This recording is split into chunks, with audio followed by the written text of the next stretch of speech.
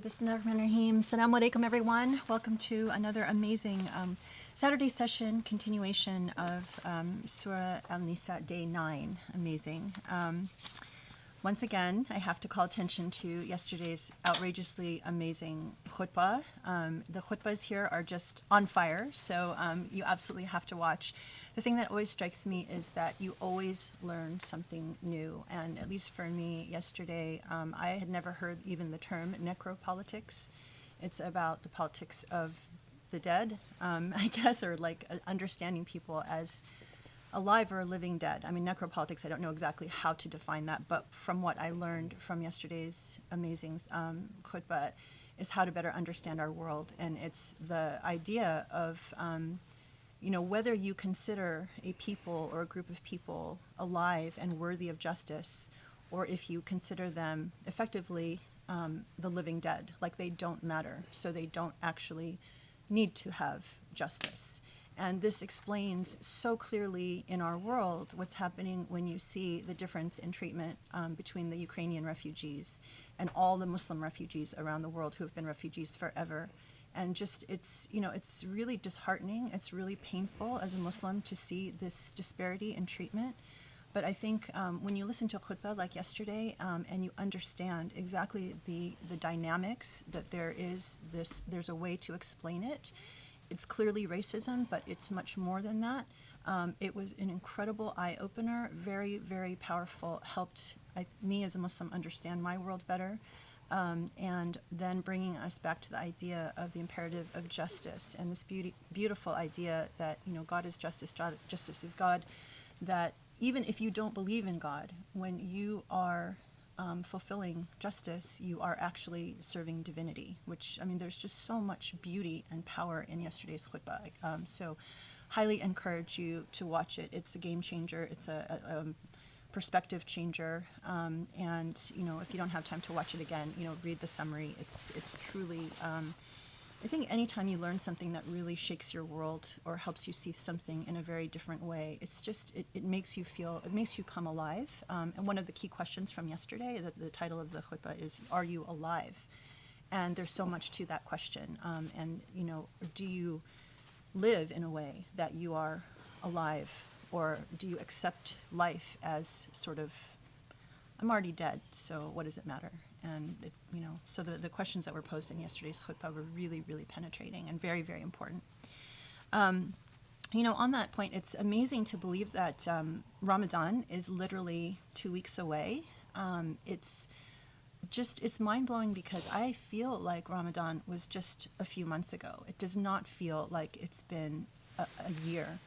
And when I think back to what we were doing a year ago and what Ramadan felt like, and how, even the surahs that we were engaged in, and what it was like to interact with our community, and the excitement and all the different things happening, and then everything that's happened since then to where we are today, it's tremendous. And I even remember the Ramadan before that, because we were still in California and we were thinking about Project Illumine before it had fully taken shape. And I remember at that time that the professor wrote this very powerful piece, and even spoke about this in several khutbahs, that we as Muslims should think about our lives by counting the Ramadans. It's like our life is a certain number of Ramadans, and it's important for us to think from one Ramadan to the next. How have we grown? What have we done? How have we changed? How have we transformed? And it's in that none of us know how many Ramadans we have in our lifetime, or if this will be our last Ramadan. And it just was a reminder, between sitting through this incredible khutbah yesterday and thinking about Ramadan, and then thinking about this halakha. Like right now, every moment is such a blessed moment in time. Like we will never be able to recapture this Project Illumine even, experience again once it's over. Even sitting in the khutbah yesterday, it struck me, we're not always going to have khutbahs like this. We're so blessed to be here every Friday and to be listening to these powerful lectures that transform our world. But there will come a day, and we have no idea how soon or how long from now, that this will no longer be our reality. And so we just have to, just underscores how important it is to, grab hold of every moment and take care, to take advantage of every blessing and every time and every gathering. So, like when I think of how many, surahs we've covered since last Ramadan, I was thinking of going to count them. I didn't have time to do that beforehand, but maybe I'll do that for next session. But it's just such an incredible reminder of what a special process we're going through right now. And I wanted to share. Actually, it's been so beautiful. We've had a lot of people that have come up. We're still doing the Adopt a Surah program.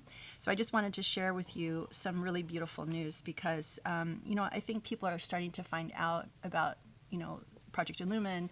I actually had a really beautiful conversation with a couple who had been introduced to Usuli and the halakas just about a month ago. And they were saying they watch it 2 hours a day, and they feel like there's something wrong if they skip a day, like something's missing in their lives if they miss a day. And it was really cute because they were like, we feel like we're kind of slow because we're only able to sit through 3 hours at a time. And I thought to myself, oh my God, it's amazing. God bless you. But so they actually gave us a huge gift for Ramadan because they were so excited. They wanted to help us garner more support, and so they offered to donate to create a matching program, which I wrote about in my weekly email yesterday.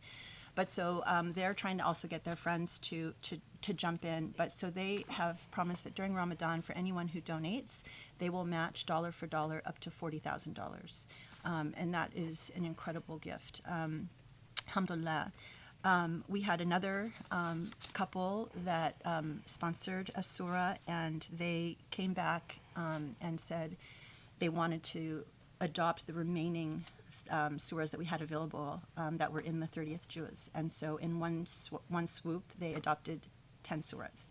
So there are no longer any more surahs in the 30th juz that are available for adoption. I'm sorry about that. And actually they did it right before another Quranic book club wanted to come in and adopt one. And I said, I'm really sorry, all of the ones from the 30th juz are gone. So they actually chose another one. So we've got a book club that, I think has 30 members or something like that. And so they're sponsoring a surah. And they're sponsoring one that we haven't covered yet. So that's really exciting. Everybody's sort of waiting for that one to come. So I was looking through the list of the surahs that we have, and we've I think now I don't know the actual count, but I've changed the website so you can see what is remaining. And what is incredible is some of these surahs we've already covered, and I can't believe that no one's claimed them. But let me just mention some of them, which are incredible: Al-Anfal, Al-Rad, Al-Hijr, Al-Mu'minun, Al-Furqan, Al-Shuara, Al-Ankabut, Luqman, Sajda, Al-Saba, Fatir, Al-Safat, Ghafir, Al-Fusilat, Al-Shura, Zukhruf, Dukhan, Al-Aqaf, Al-Hujurat, Qaf, Al-Dariyat, Al-Tur, Al-Tagabun, Al-Talaq, Al-Marij, Noah, Al-Jinn, Al-Mudathir, Al-Qiyamah, and Al-Mursalat. These are the ones we've already covered. And so there's a bunch that we haven't covered that are still available, like Al-Hajj, Al-Nur, Al-Azhab, Al-Hashr, Al-Mumtahana, Al-Saf, Al-Jumma, Al-Munafiqun, Al-Tahrim, Al-Haqqa. So they're going like hotcakes, people, for Ramadan. This is a great way to, exponentially increase your blessings. So think about adopting. How many have not been adopted yet? I haven't numbered these, so what does that look like? I'm not sure. But we've done really well. I think over probably around 70 we've adopted. So it's really great. Okay, and then. On the note of buying gifts for Ramadan, I've been announcing, and we've been announcing on social media, that in honor of our virtual events, we were able to get our publisher to offer a very special sale just in time for Ramadan, 30% off on the paperback versions of Search for Beauty, and God Knows the Soldiers, and Reasoning with God, which are 3 of the most incredible books. If you just read those, it'll transform your life, and you'll know more than the vast majority of people on the planet. So they're really easy actually, Reasoning with God is not an easy read, but Search for Beauty and God Knows the Soldiers are really life transforming and not difficult reads. So highly recommend that. You just have to go to the roman.com website. There's a special code that if you go on our website, you can find it. If you go on any of our social media, you can find it. So definitely, buy a book for yourself, for your friends, your family. It's a great gift for Ramadan. And then, of course, tomorrow, I'm so excited. We have an incredible event where we're doing a Q&A on the topic of spiritual abuse and sexual abuse at the hands of religious authority. So it's, an incredible opportunity. We have a program, actually, that we have put together. It is a Q&A, but we have a curated Q&A where we've picked questions that we think are really important. There's a lot of confusion around, this issue of what we should do as Muslims, either as individuals or as a community, for people who have been abused, and how do we define abuse, and what does it look like, and power dynamics behind it. So we wanted to make sure that we cover really important questions, and then hopefully have time to open up to other questions at the end.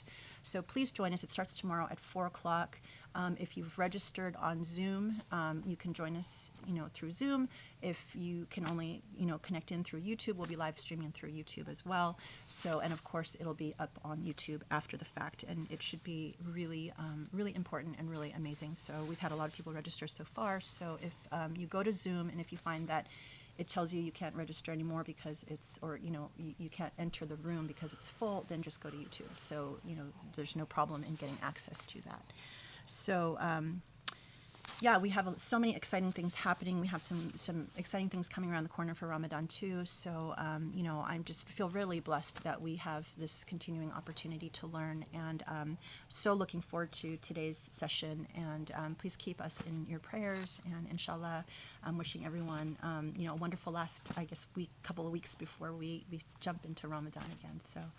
Okay, thank you so much for joining us. We haven't scheduled it yet in advance. No. So do you want me to talk about it since you asked? So we have actually, we have an event that we're trying to schedule, which is actually very cool. If you've been following us on the khutbahs, you know that Sheikh started talking about this incredible scholar named Hassan Farhan al-Maliki. Very sadly, he's been in prison in Saudi since 2017, and he is, as soon as Sheikh became aware of his work, and he's a scholar of Quran, he's been jumping in. And actually, just this last week, he told me to watch this video that was put together. There's a channel called Quranic Islam. This was created by a student of Hassan Farhan al-Maliki in trying to spread the work of his teacher. And it's an incredible resource, but what was really striking for me, I listened to this one video that the professor told me about called Quranic Islam versus, I think it's called Divine Islam versus Inherited Islam. We'll get the name for it. Anyway, I shared it on my Facebook. So what's truly amazing is Hassan Farhan al-Maliki comes at the Quran from the vantage point of history, and Sheikh has come at it through the point of law and Sharia. And Sheikh has said, I feel like this man is my intellectual twin. They arrive at the same conclusions, but from completely different angles. Like they weren't even aware of one another. I don't know if even Hassan Farhan al-Maliki is aware of Dr. Abul-Fadl, but it's so amazing to see this triangulation, this validation of everything that we've been learning. And so it's fascinating because the students of Hassan Farhan al-Maliki who we've been in contact with now are not familiar with what we've been doing here. But the things that, if you listen to some of these videos and the things that Hassan Farhan al-Maliki says, they're very familiar. You feel that this is exactly what we're talking about. And it's so powerful because it's just when you hear the truth and you understand it can be arrived at and from so many different angles, it's really powerful. So we got in contact with Khalid, who is the owner of this YouTube channel, Quranic Islam, and we were so happy to connect with him, and we're planning to do a conversation with him. So hopefully to feature and highlight the work of Hassan Farhan al-Maliki, and also just to share more about our joint effort to elevate the Quran. So that's something very special that we're looking forward to, inshallah, during Ramadan. So that and a few other surprises that I will reveal at a different time. So, okay. Thank you again for joining us. Looking forward to an amazing session. Bismillah ar-Rahman ar-Rahim. Alhamdulillahi Rabbil Alameen wa subhanallah al-Ali al-Azim. اللهم صل وسلم وبارك على محمد وعلى آله وعلى أصحابه وعلى من اتبعوا بإحسان إلى يوم الدين. اللهم اشرح لي صدري ويسر لي أمري واحلل عقدة من لساني يفقه قولي يا رب العالمين. Just to connect with where we left off, I'm told we stopped at 123.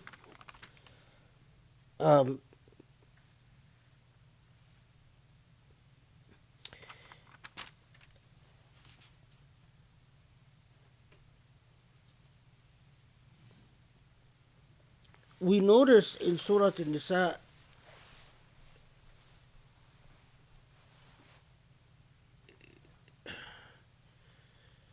something that warrants considerable reflection, in that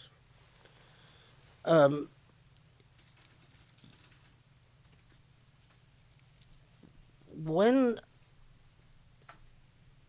it comes to a program of reform and these incremental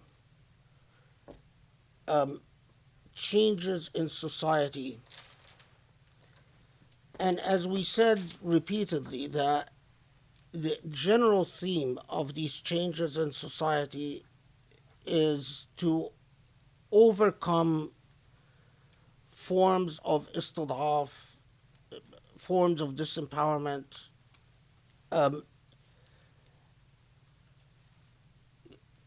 Surah Al-Nisa focuses on hypocrisy, on nifaq, as a phenomena, and on as and again, this is just review, the ways that a defeat occurs through lack of commitment or lack of understanding internally. And so, in many ways, I mean, Surah Al-Nisa, you find within it a constant refrain directed at believers themselves about all the ways through which they can fail their own potential.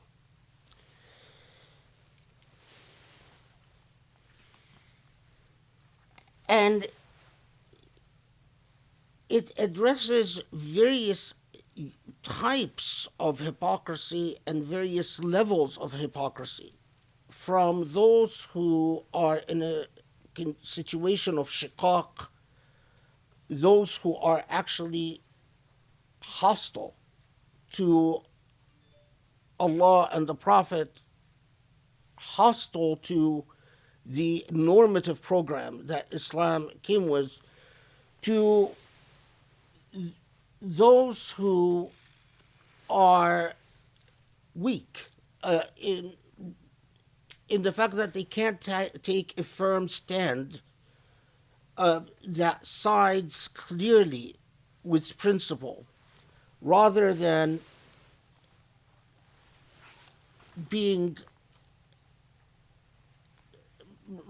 as we talked about, sort of making excuses and minimizing their own lack of commitment and the effects of that lack of commitment. Okay.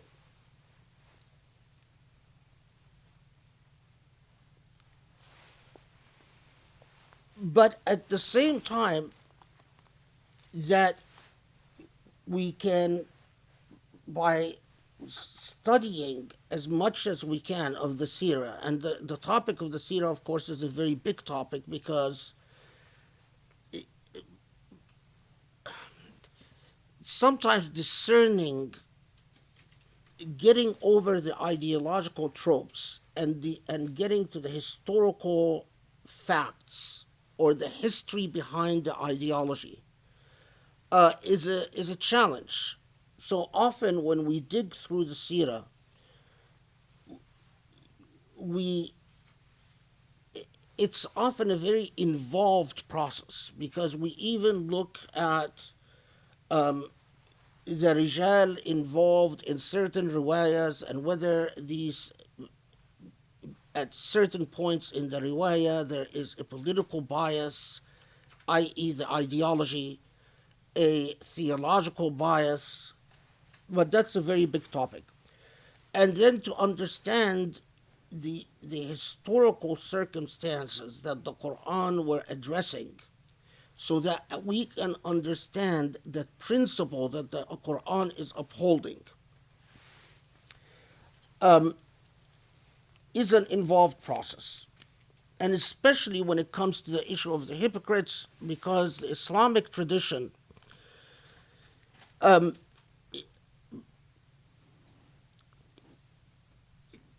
because of later political schisms, later political disputes about the Sahaba and Adalat al-Sahaba, the how we talk about the Sahaba and so on, especially the Muhaddithun, especially Ahl al-Hadith,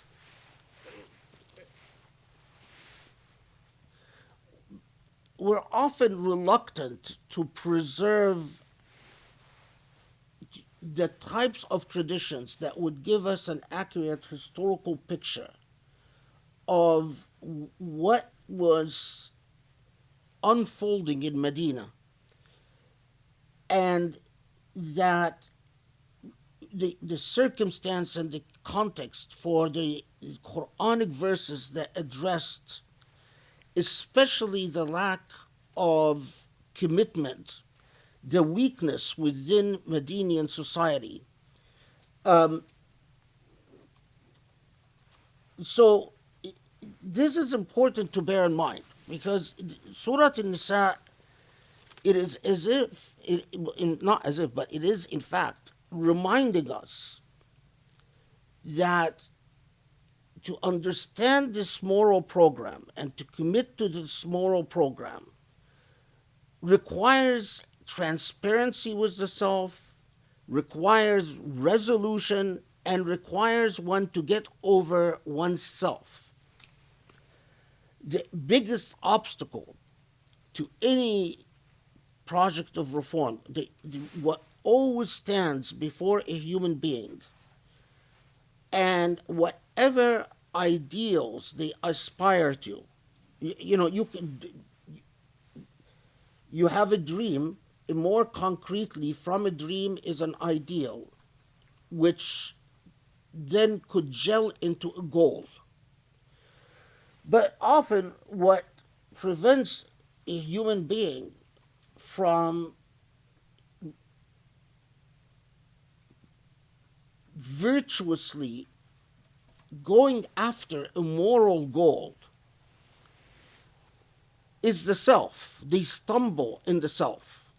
It's as if the self is something that you just simply trip over. Because the self is often not calibrated towards idealistic goals, but the self is a very selfish being, a very selfish entity.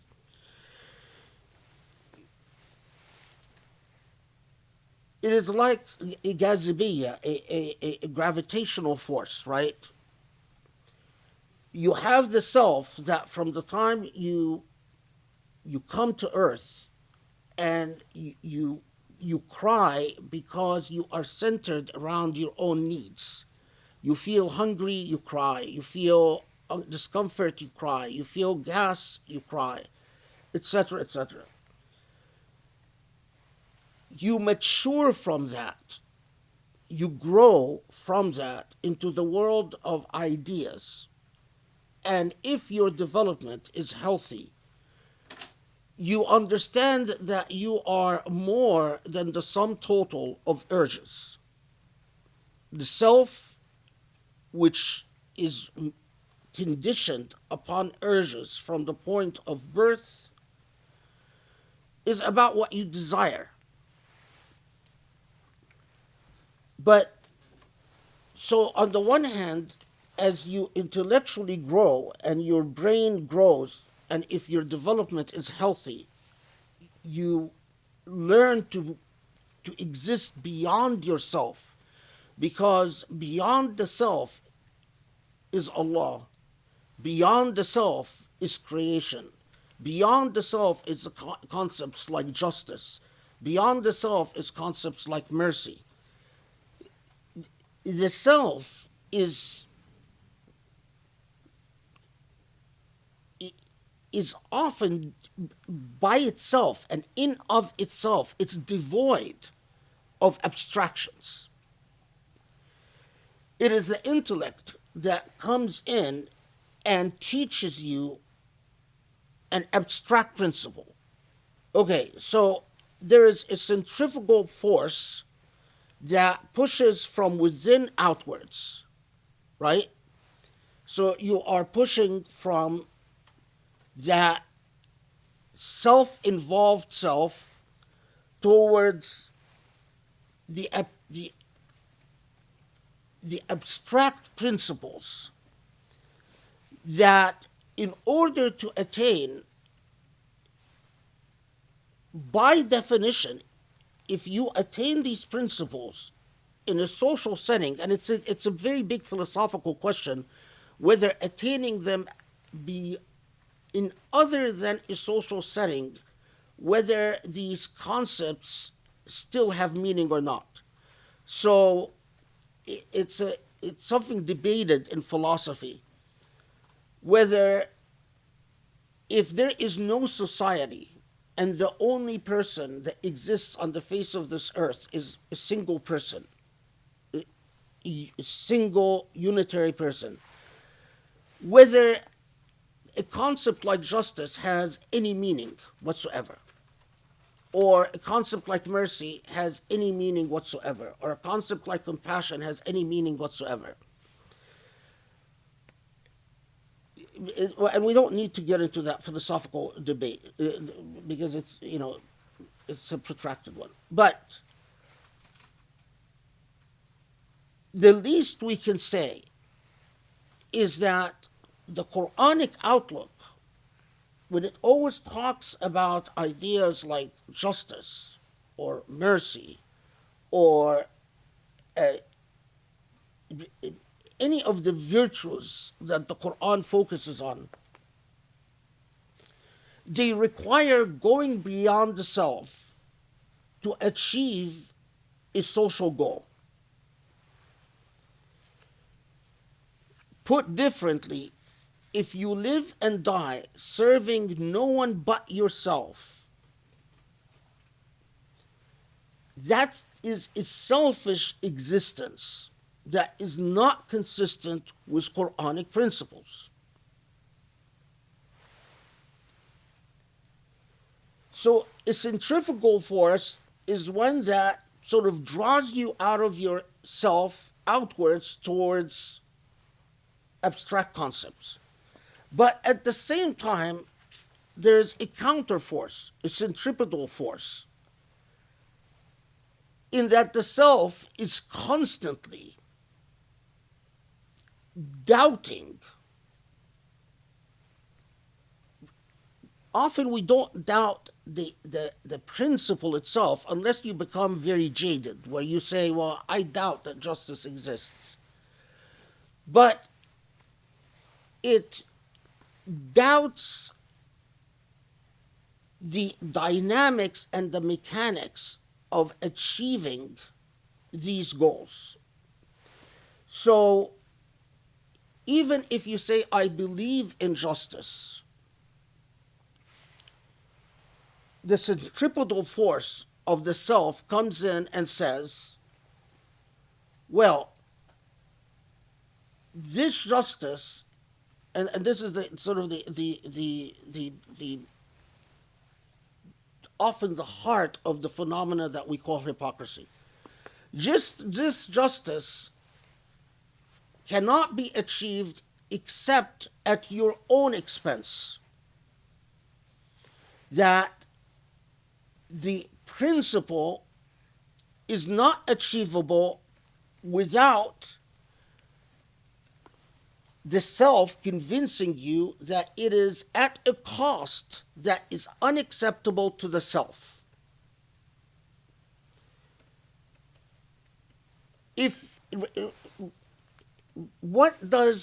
Think of what the seerah of the Prophet ﷺ and the entire Islamic project was about.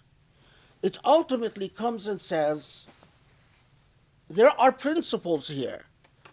And what Allah wants you to do is to be willing to sacrifice, and sacrifice to the point of even sacrificing the self, giving up all expectations of entitlement.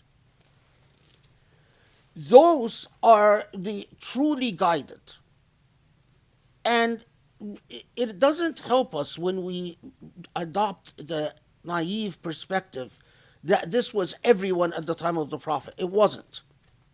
And in fact, it was a small circle of people around the Prophet ﷺ that had attained that level where they no longer looked at what sacrifices the self is making.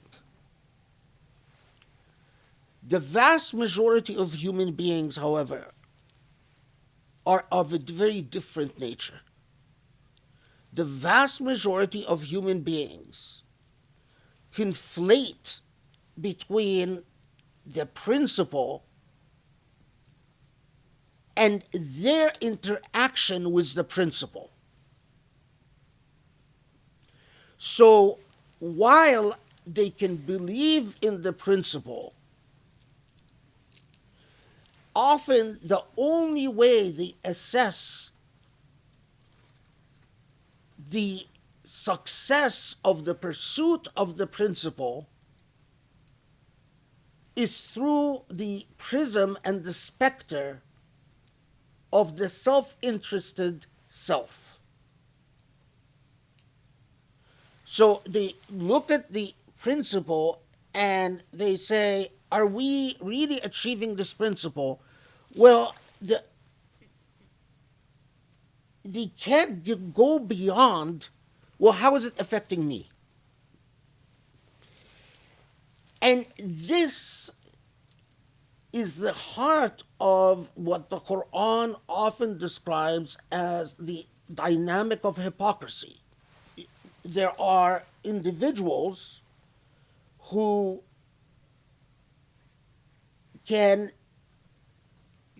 do they really not understand that people are being given their due, or that the Quran is demanding that the rights that accrue to the benefit of certain people, that in fact they are entitled to these rights?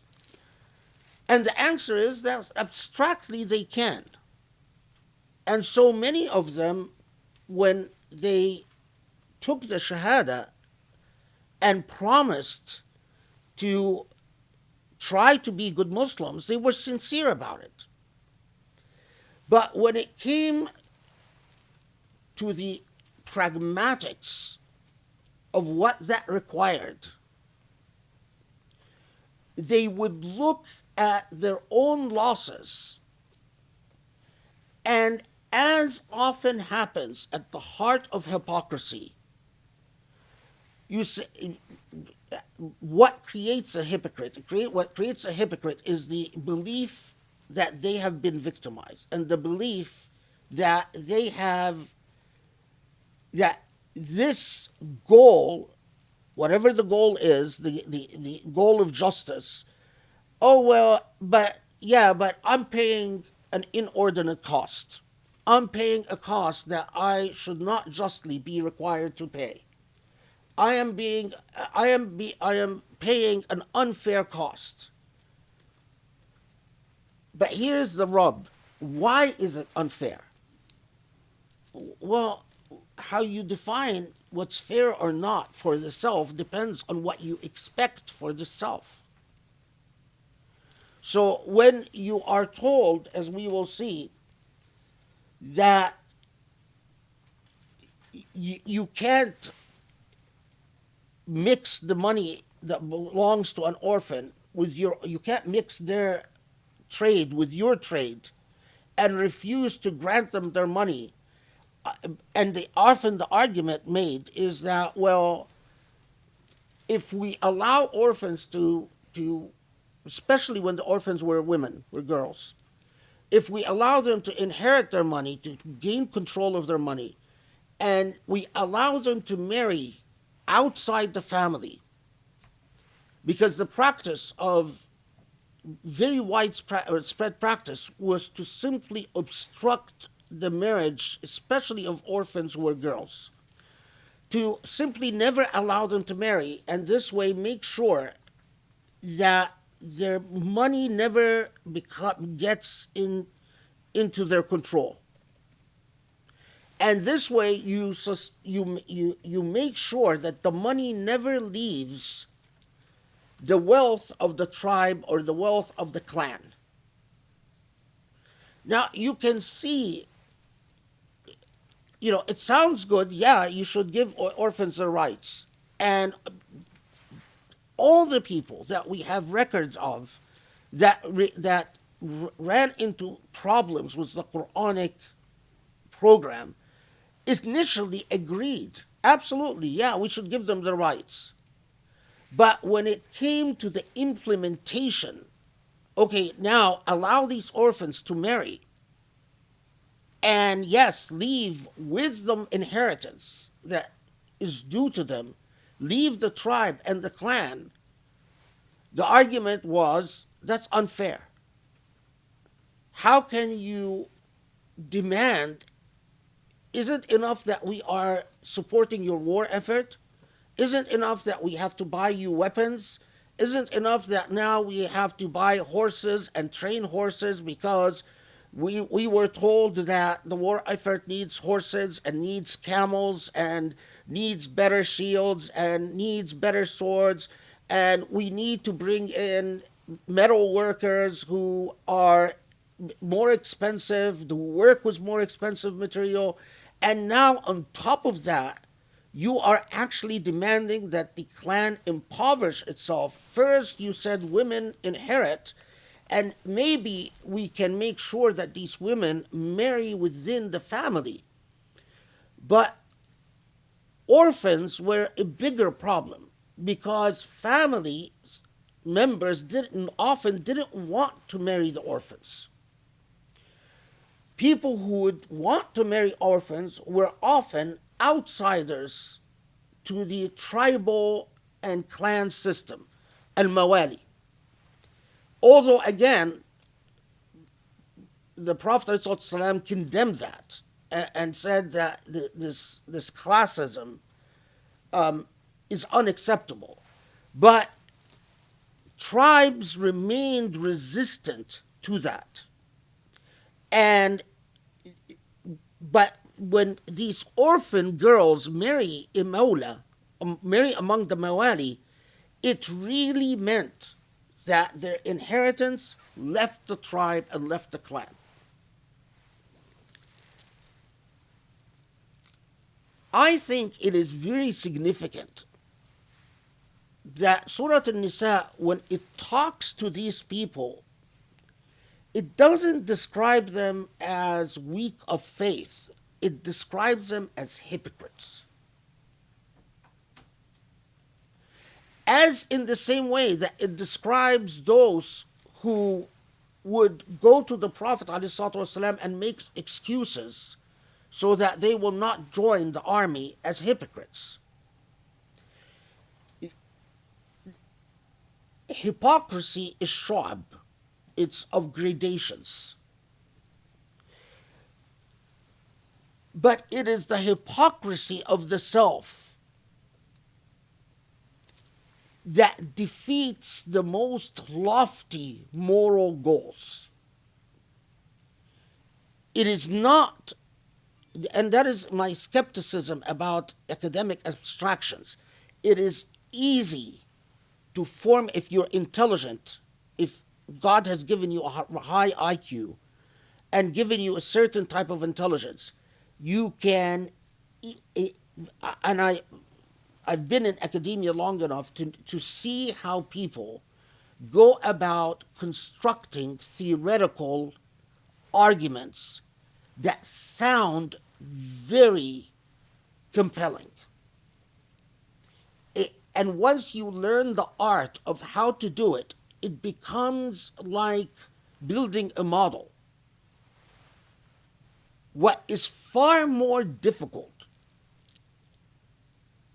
is to actually manifest any type of ability in pursuing a moral object without falling apart. That is far more difficult. Theoretical, I mean, the reason we have private prisons, privately run prisons, is because of law professors who came up with fancy theoretical abstractions. It was never anything off their back. The reason we have the custody laws today and things like termination of parental rights, it was because of very fancy theoretical academic constructs. But it is not, the people who made these theoretical constructs were never at risk of being the subject of the theoretical constructs. In fact, I know one of them in my law school who played a very prominent role in California family law and the laws of especially custody and termination of parental rights. And I know her, and she's never been married, and she's never had children, and she was completely averse to the idea of ever having children. And she's now retired. But that's the way it goes, right? To actually commit to a cause and to discipline the self, to mold the self, to serve the cause, is the real challenge. So that the self is not molding the cause to itself, but you mold the self to the cause. Okay, so now,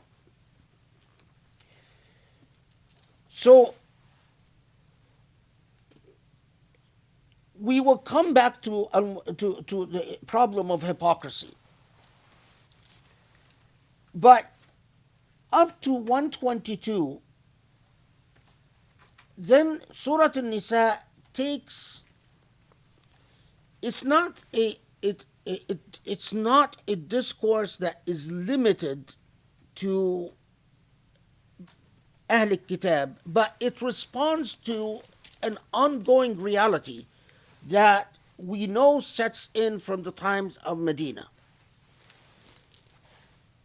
And especially a reality we find in Surah Al-Nisa is that those who, I don't want to say, it's ideologically, it's easy to say those who are weak of faith. And when we say weak of faith, then we make them into an other people. We other them. What I mean is that, you read the Quran and you feel, I'm a good Muslim. I'm reading the Quran. And then when you read in a tafsir that it's talking about those weak of faith, then you accept yourself. Then you say, well, it's not talking about me because I'm not weak of faith. The proof is I'm reading the Quran. But that's the ideological troping of the tradition. What is it really talking about? Distill it into its basic historical elements, into real life situations. People who had become Muslim, but they are having a problem with implementing the empowerment laws or the laws of hukuk, of rights, that we've talked about. Now, there are possibilities, right? These people, if they go to Ali bin Abi Talib or they go to an Abu Bakr, and they're not gonna find any social comfort, because Ali bin Abi Talib will tell them, shape up. They're not going to find a sympathetic ear as they whine and complain about what they're supposed to do. They're not kuffar, so they're not interested in going off and selling out to the Meccans. They're not kuffar. So what are their options? They could go to the faction of people like Abdullah ibn Ubay. But Abdullah ibn Ubay had come in the heart of the Battle of Uhud and withdrew with his forces. And his group and their sometimes insolent confrontations with the Prophet ﷺ has made their camp, there's a certain baggage that comes with hanging out with the Abdullah ibn Ubay people. A baggage that you might not want to associate with. Because then, as far as the close Sahaba, it's clear that they don't like you. They tolerate you because the Prophet ﷺ tolerates you, and because the Prophet told them to tolerate them. But social dynamics between those who are close to the Prophet and the Abdullah bin Ubay type folks is not good. So there's another option, and an option that Surah Al-Nisa talks about. And that is, we found that these people started hanging out with those who had an honorific position, because they were described as Ahl Kitab, because they had higher degrees of literacy, and in Arab culture, illiteracy was the rule. And among the literate used to be held in higher regard. And so they would hang out with, not with Muslims, but with Ahl Kitab, and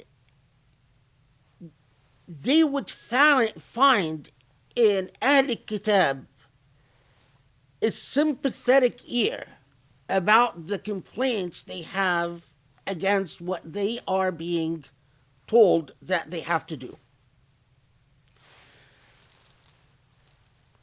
But of course, you're hanging out with people, and Ahl Kitab, the way they are contributing to these conversations is we know certain individuals who were Christian and a number of individuals who were Jewish. The way they are contributing to this discourse, while they are, of course, they're not Muslim, so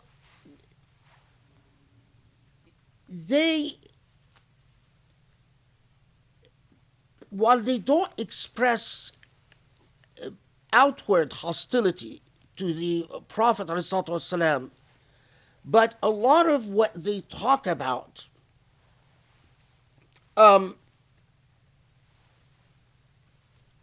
is highly problematic,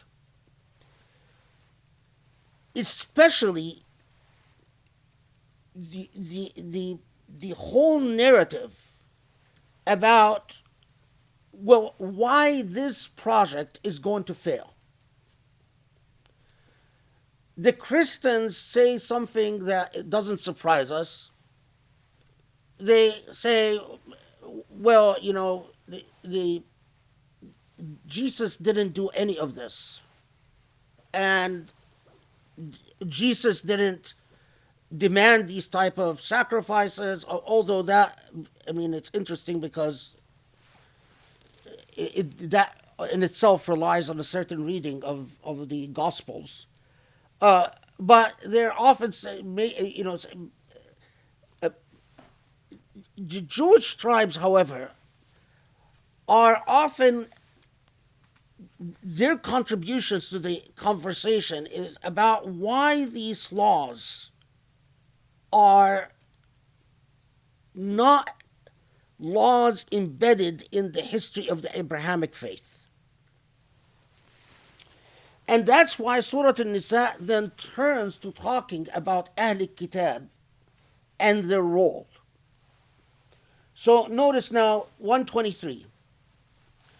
وَمَنْ يَعْمَلْ مِنَ الصَّالِحَاتِ مِنْ ذَكَرٍ أَوْ أُنْثَى وَهُوَ لَيْسَ بِأَمَانِيكُمْ وَلَا أَمَانِي أَهْلِ الكِّتَابِ مَنْ يَعْمَلْ سُوءًا يُجْزَ بِهِ ولا يجد له من دون الله وليا ولا نصيرا ومن يعمل من الصالحات من ذكر أو أنثى وهو مؤمن فأولئك يدخلون الجنة ولا يظلمون نقيرا ومن أحسن دينا ممن أسلم وجهه لله وهو محسن واتبع ملة إبراهيم حنيفا واتخذ الله إبراهيم خليلا. So it's Muhammad's Assad's translation. So this is,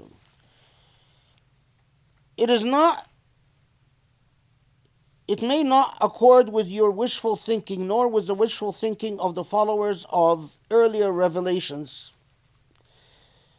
that he who does evil shall be requited for it, and shall find none to protect him from God, and none to bring him succor. Whereas anyone, be it man or woman, who does whatever he can of good deeds and is a believer, shall enter paradise and shall not be wronged by as much as would fill the groove of a date stone.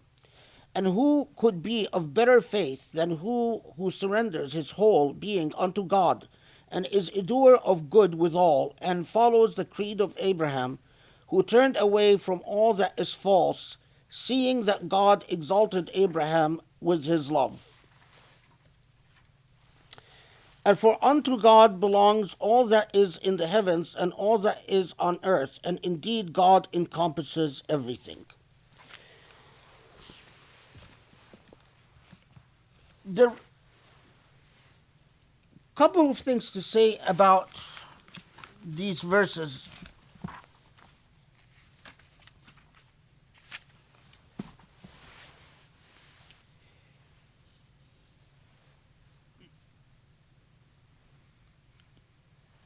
It probably makes sense to, we start with 124 first. So we know that Allah is going to underscore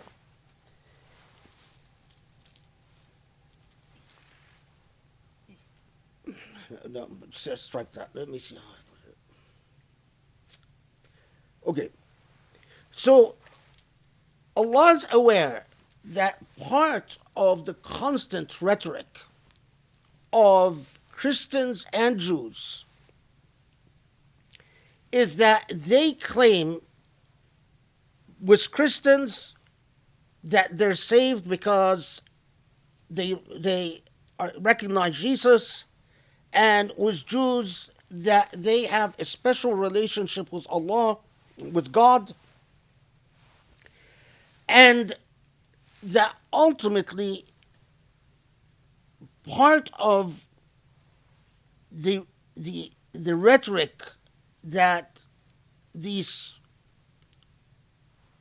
fellows who have fallen into hypocrisy keep hearing repeatedly, and of course Allah hears all, is that the righteous path belongs with us, and the salvational path belongs with us, and the response to this is extremely powerful, because it comes and it anchors a principle that even in our tafsir, unfortunately, we've gone out of our way to claim that it had been abrogated, while there is no evidence of abrogation. It is not about a status and not about a position. First, salvation is Allah's business and Allah's business alone. And it is not wishful thinking and not your proclamations about who is entitled to salvation because of a historical reality or a confessional reality that defines merit. The paradigm of Islam is وَمَنْ يَعْمَلْ مِنَ الصَّالِحَاتِ مِنْ ذَكَرٍ أَوْ أُنْثَى وَهُوَ مُؤْمِنٌ. That first you anchor yourself in the moral act of gratitude to your Maker. So you exist beyond yourself. Why are so many Muslims, why can you be a Muslim and you are still a hypocrite? Why is it that you can pray and fast and still be a hypocrite? Because if you still pray and fast and do so as obedience to the law, but you do not exist beyond yourself, you're a hypocrite. If ultimately it all is about the self.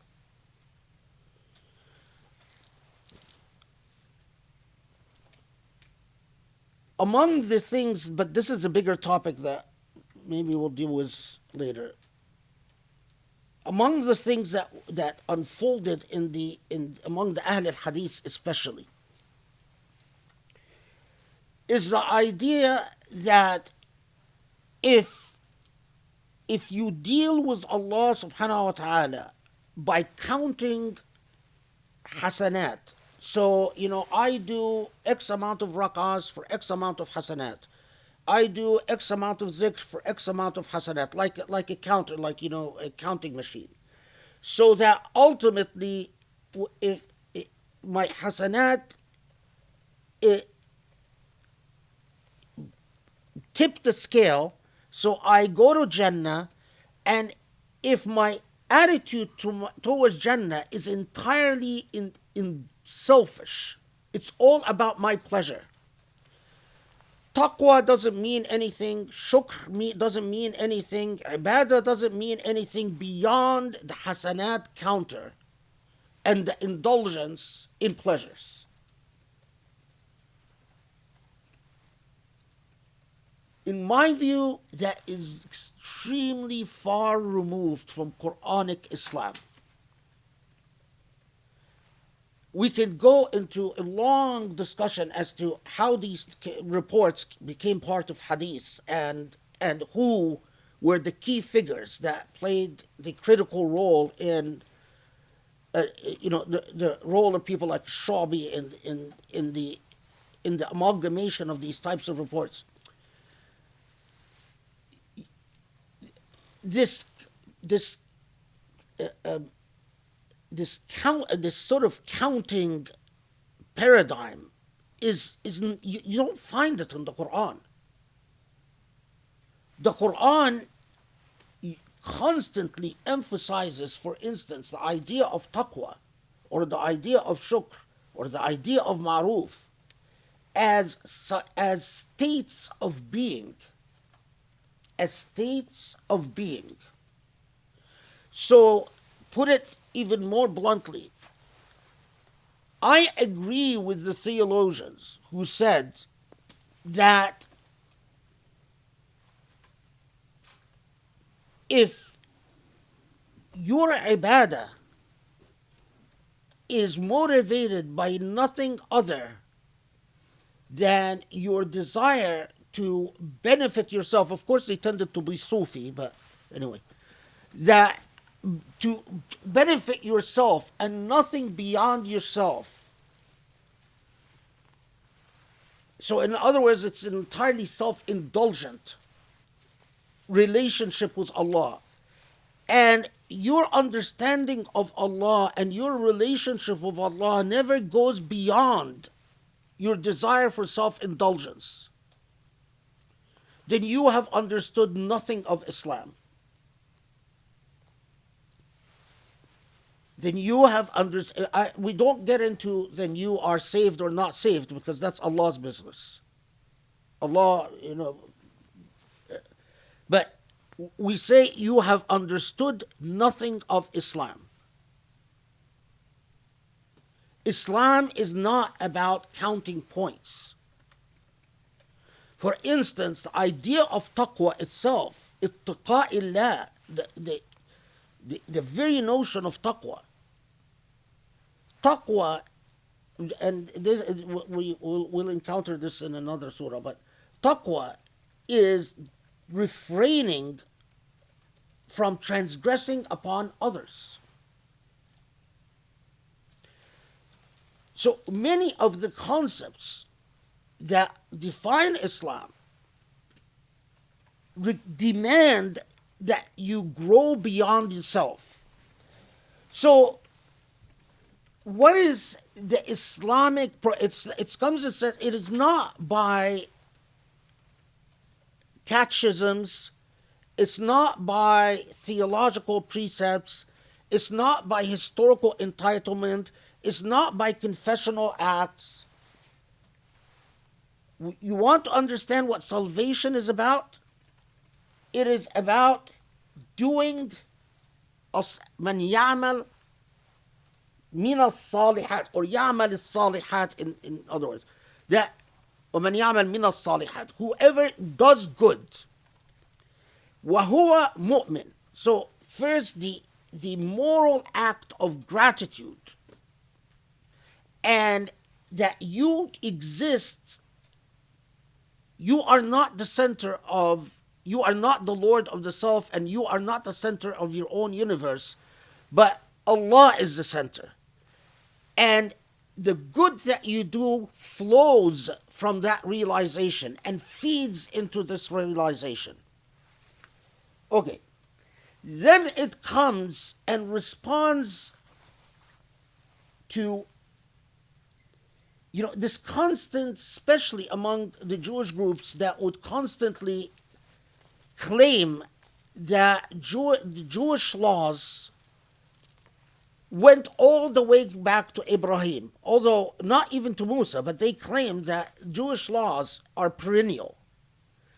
And that, which again, these were often Karaite Jews, not rabbinic Jews, interestingly enough. But Karaite Jews were sort of Zahiri. They didn't like the rabbinic tradition, and they claimed that Jewish law is based on the literal language of the Torah.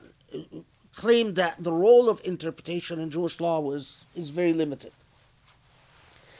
And it comes to and responds to them by saying, as again repeating the point that we encountered before, that Ibrahim ﷺ was not yours. Ibrahim was a prophet of God that Allah had a relationship with. But what is the entire trajectory and message from the time of Ibrahim to the time of Muhammad ﷺ, alayhum ajma'in,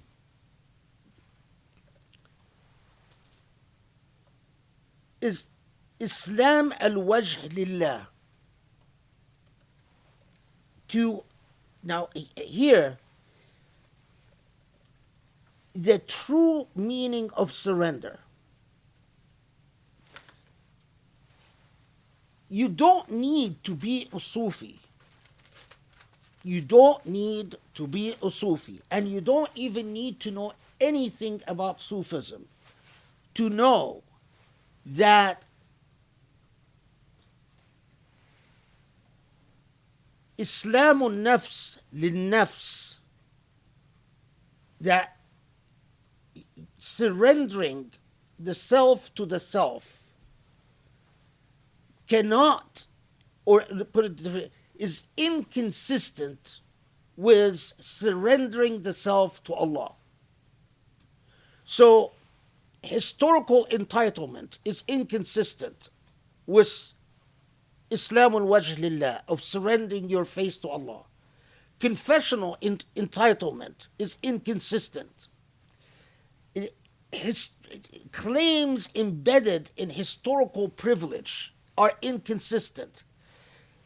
The claims, the weaknesses of the munafiqun, in that they say, why are you asking us to sacrifice so much?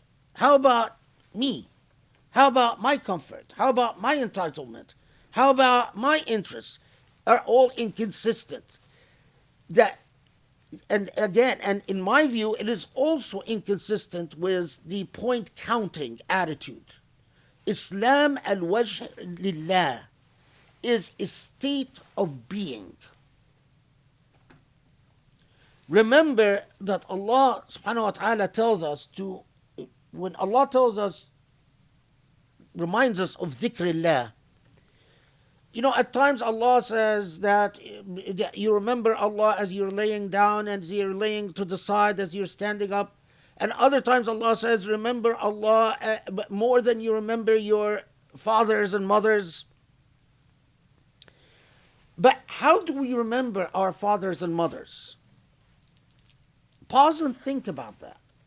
Let's assume you love your father, you love your mother, right? Do you remember them in a point counting mechanism? Let's remember my father, 60 times today. No. You wake up and you miss your father. You are having a meal, you miss your father or mother or whatever. You're going to bed, you say, good night, father, because you miss your father. It comes from the inside of the heart. So when Allah says, remember Allah more than you remember your parents, what Allah is saying is not a matter of counting points. It's a matter of, does Allah exist in your consciousness? Do you think of Allah with longing? Do you understand that Allah is so close to you that you are never alone? Do you go beyond your ego, because your ego is your little demigod, right? Your ego is your little Allah inside of you. Do you put that God in its place and live within the true God? It's amazingly, it's you're talking about tarbiyah, right? You're talking about raising a people, and look at the sophistication, and look at the beauty of the way that they're brought to the message. It doesn't come and talk to Jews and Christians and says, oh, you are bound to hellfire, and it's only the it goes to the higher principle, educating Muslims and non-Muslims alike at the same time. It is not by proclamations, it's not by entitlements, it's by proven behavior based on faith, and it is by your relationship to your Lord. Islam al-wajh lillah. Then it goes back to the heart of the issue that gave rise to the problem of layers of hypocrisy in society. So 127 ويستفتونك في النساء قل الله يفتيكم فيهن وما يتلى عليكم في الكتاب في يتامى النساء اللاتي لا تؤتونهن ما كتب لهن وترغبون أن تنكحوهن والمستضعفين من الولدان وأن تقوموا لليتامى بالقسط وما تفعلوا من خير فإن الله كان به عليما. So first, let's just take the raw translation. And they will ask you to ask you about women. Say God will answer your questions. So God will enlighten you about the laws concerning these women. They're asking the Prophet, and it's God that is responding. For God's will is shown in what is being conveyed unto you through this divine writ about orphan women on your charge, to whom, because you yourselves may be desirous of marrying them, you do not give that which has been ordained for them, and about helpless children, and about your duty to treat orphans with equity, and whatever good you may do, behold, God has indeed full knowledge thereof. So immediately we're alerted to categories, right? There are the orphans, and as I told you before, you notice these are orphan girls. So not exclusively, but we'll see that the actual problem was orphans who were girls. Second, there are al-mustadafina min al-wildan, that there are these kids who are powerless or disempowered. Muhammad Asad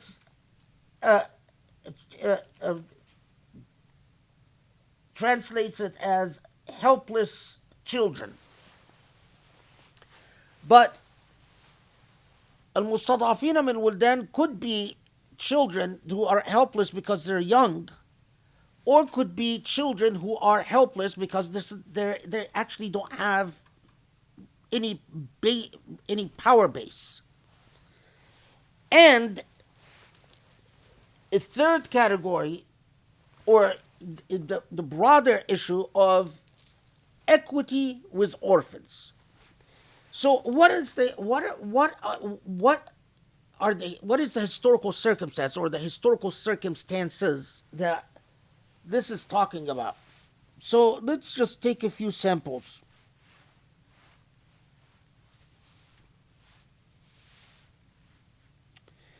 There are many reports, and whether mentioned in Tafsir or mentioned elsewhere, whether marfu' or like the reports in the Musannaf Abdul Razak or Ibn Abi Shayba, often they're or again or elsewhere attributed to a companion who heard from the Prophet, and so on and so forth. But this is a good sample. Okay, so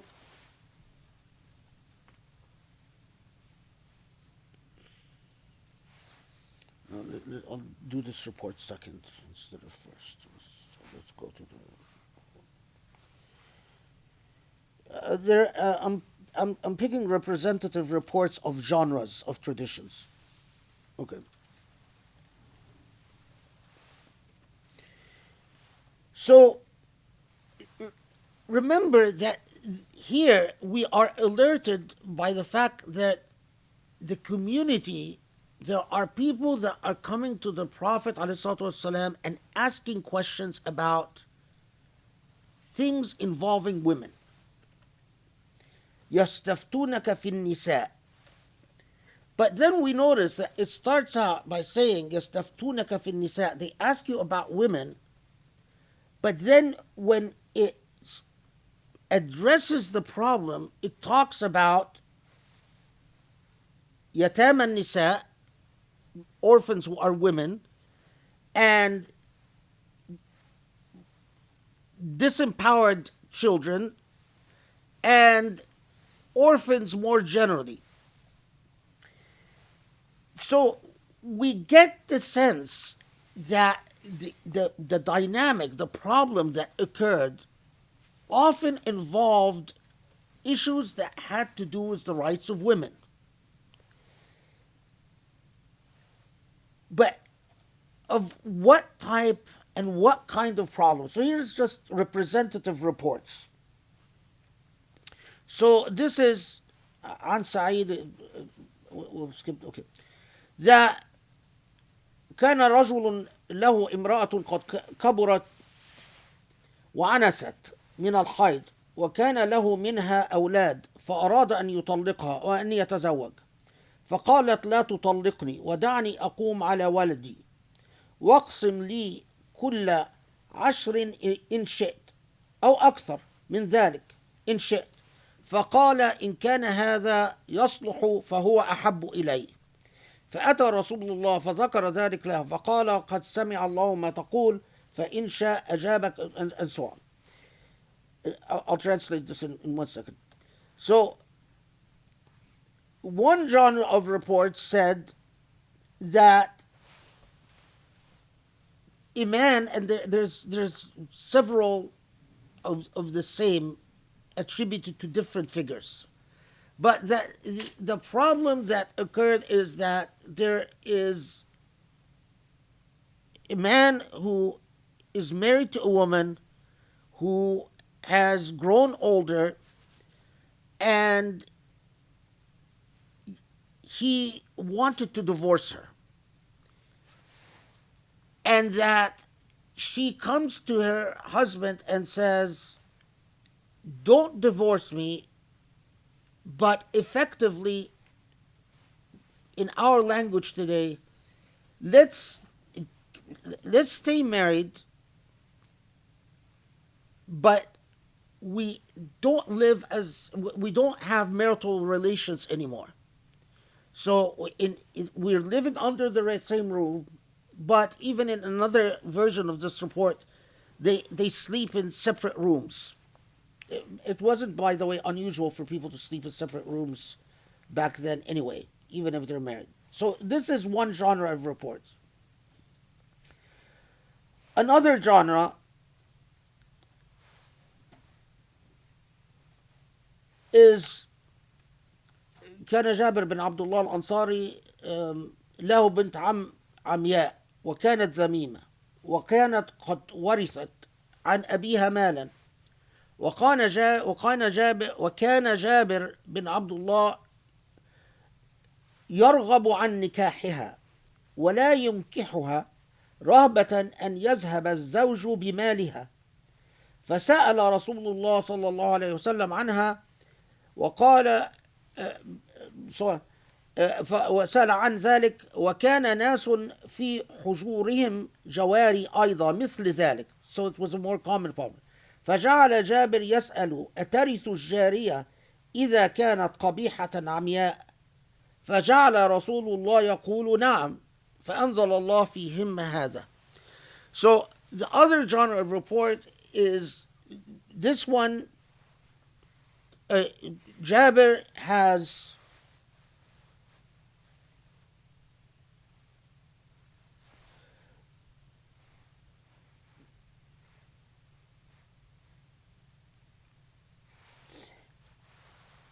Jabir bin Abdullah al-Ansari, he has a cousin who is blind and apparently very unattractive, not an attractive woman, blind and not good looking.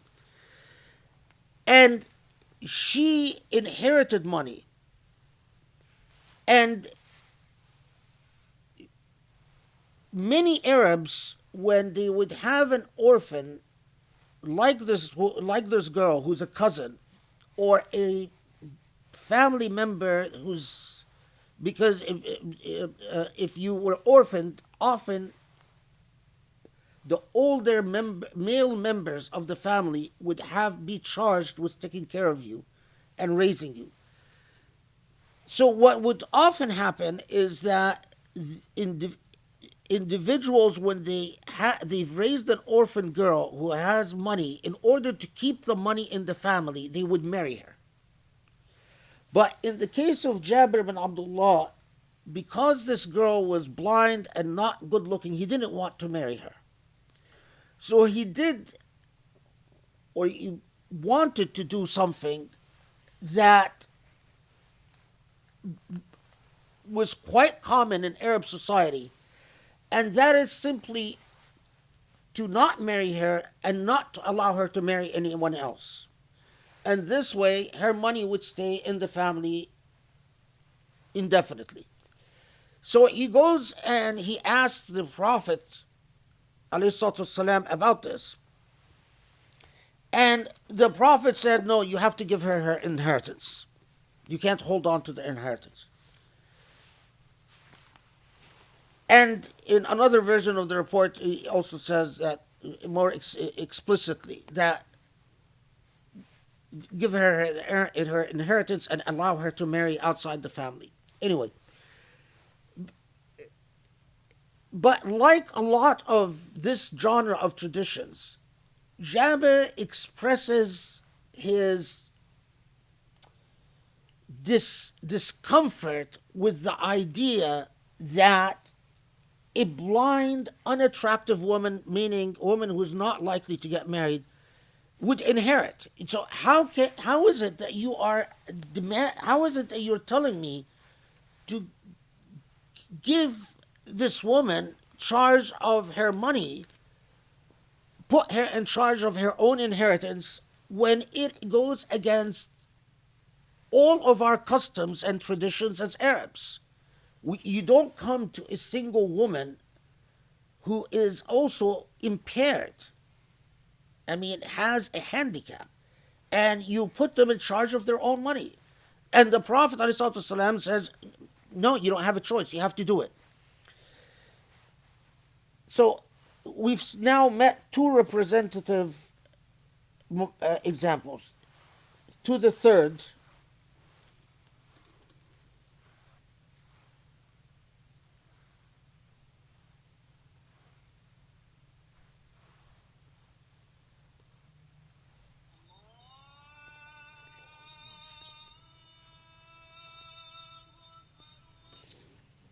okay, so this here,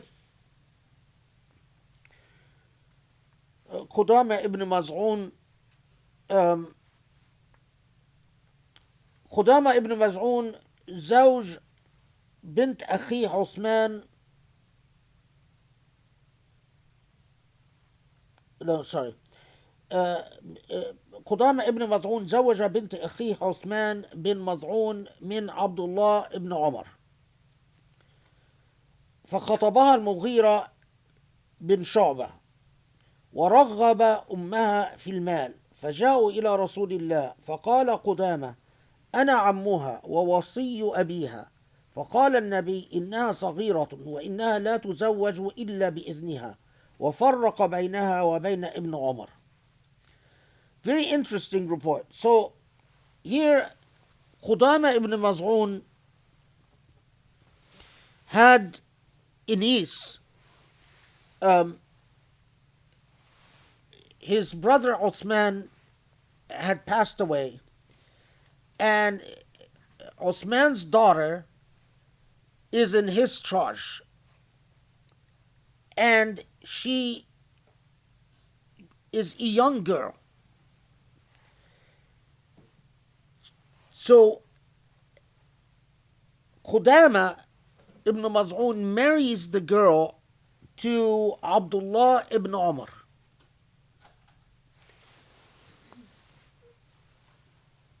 But after he marries her to Abdullah ibn Umar, if you research this report, what you find out, more details, is that Al-Mughira ibn Shu'bah has the infamy of having married and divorced 80 times. So he was a man who married a lot of women and divorced a lot of women.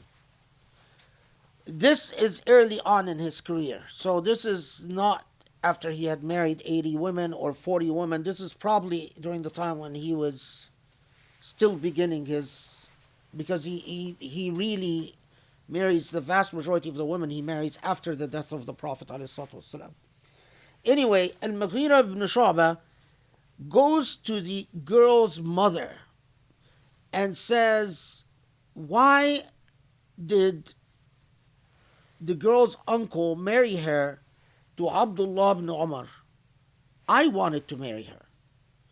And according to this tradition, رغبها في المال, that Mughira was rich. And the reason he was able to marry and divorce so much women is because he was rich. So he entices the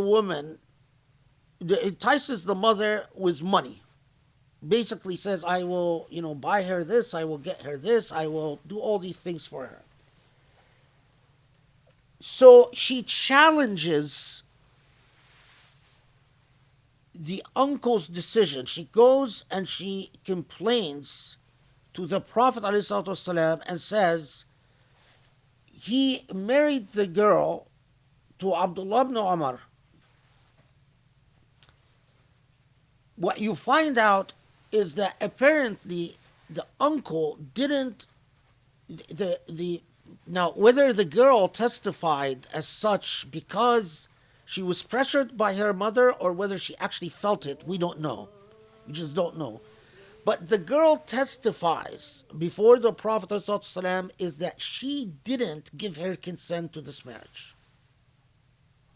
That her uncle basically said, here, I've done this marriage on your behalf, I'm your representative, off you go. And the Prophet ﷺ sets aside the marriage. And interestingly, in several of the versions of the tradition, it says that and this is one of the, Islamic jurisprudence often as it developed, there are certain early schools of jurisprudence that became extinct and fell to the side. The idea that notion, she is young, and because she is young, she cannot be married without her permission. It sort of puts normally in Islamic jurisprudence, it is the older you are, the more consent, the more power you have to give consent. Not the fact that you're young is sort of actually counts against you, not for you. But here in these traditions, it is actually because you're young. Remember, the powerless among the wildan, al-mustadafina min al-wildan, the powerless among the children. The more powerless you are, the more we must guarantee that we have your consent. There's a difference between the various potentialities that we find preserved in the Quranic Islam from institutional Islam that developed after the madhab. One of them we've already encountered when we talked about the inheritance of help or people who are help in the house getting a share of the inheritance. This is another one, that the more disempowered, the more we want to make sure that consent was given. And in this situation, the Prophet ﷺ sets aside the marriage, and we know that in fact Al-Mughira did marry this girl. Now, we don't know, that the historical record doesn't tell us whether the mother played a major role, did in fact the girl not give her consent, or did she just say that because Abdullah ibn Umar obviously wasn't very happy about what Al-Mughira ibn Shu'bah did. and wasn't very happy that he had, and he said, we have a tradition where he said, this is the first I hear about her not giving her consent. So, Allahu Alam, this is something we'll never know. Okay, so 3 genres of tradition. The first that tells us that basically a woman strikes a compromise with her husband to avoid a divorce. But while it might fit with يَسْتَفْتُونَكَ فِي النِّسَاءِ, they ask you about women, although a lot of tafsir mention this report as an occasion for revelation, we know that this ayah is followed by ayat al-nushuz, an ayah that talks about actual disagreements between a husband and a wife. And it doesn't seem to fit. Why is it that a marital dispute about should we stay married or adjust our arrangement as a couple in order to stay married, what does this have to do with orphans and disempowered? So the likelihood, despite what a lot of tafsir say, that this tradition had anything to do with an occasion for revelation is very low. I have serious, but I'll save it till we get to the next ayah. I have serious questions about these traditions about the striking of a compromise. I'm sure some of them they describe a historical reality, but I have a serious question about how these narratives are employed in the context of what Surah Al-Nisa is talking about. So, but we'll put that to the side. Then we have these other set of traditions, ones that talk about the problems of orphans and women, orphans inheriting property or money. Now, what strikes us about this, hasn't Surah Al-Nisa already talked about this? And what we find in numerous reports is the consistent theme of continued resistance. You can't accuse many of these people of being impious, but they're struggling. How is it that you are telling us, and that's why I chose the version that has the blind girl, because it sort of describes an extreme situation. How is it that you're telling us that, okay, so we can't marry these orphans without their consent? And many of these orphans didn't give their consent to marrying the people who raised them or the people who were the head of the family, cousins, older cousins. They wanted to marry a younger guy. And a lot of these orphans were opting to, no, give me my money, I'm going to marry someone younger. But do you know what this means? This means the family is going to, this tribe, this clan is going to lose all this wealth. Well, it's my money. Didn't the Prophet say it's my money? So they would stall. And they would go back to the Prophet time and time again and say, really? This is what we're required to do? These girls going to have their money, and aren't they too young? Aren't they too immature? How do they know who they should marry?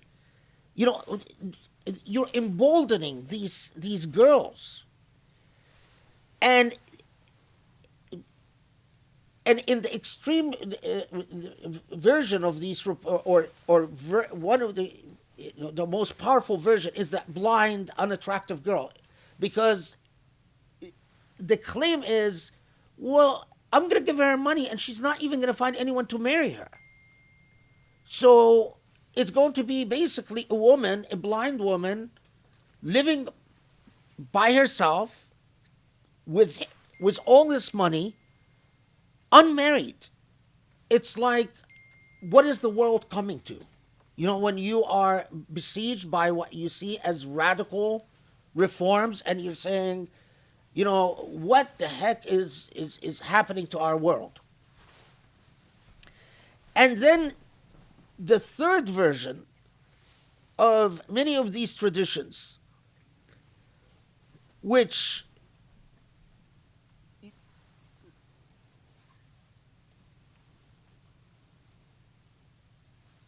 which focus on a related element, and that is the autonomy that these orphan girls were given.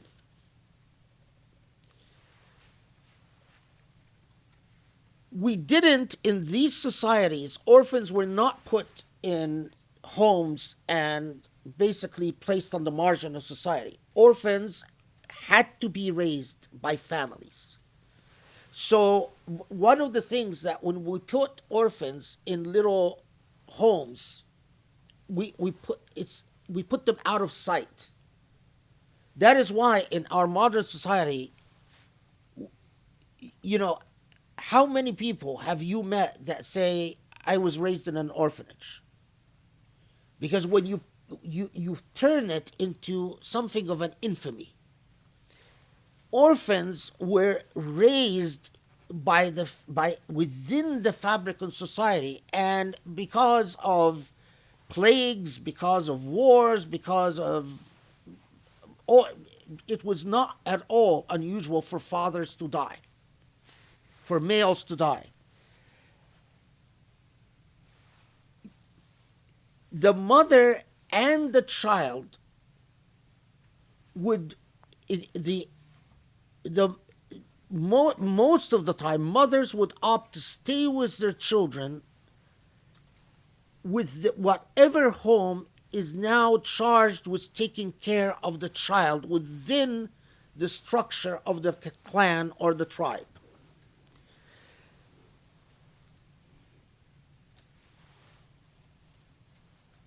There are interesting dynamics as to the money spent on the mother. Most families, if they were honorable families, they wouldn't raise the issue of, well, who, we're feeding you. If it was a dishonorable family, they would tell the mother, okay, fine, you can live in our homes with your child, but you have to get your stipend from your family. But that was considered ar. That was considered something تعير به القبائل. When you did that, they would actually write poetry and ostracize you for having done that, or a member of your family having done that. You would become known as stingy, as among the bukhala, and they would actually tell stories about you as an example of stinginess. Anyway,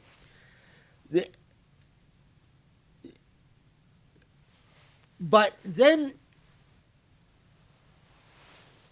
where was it? But then,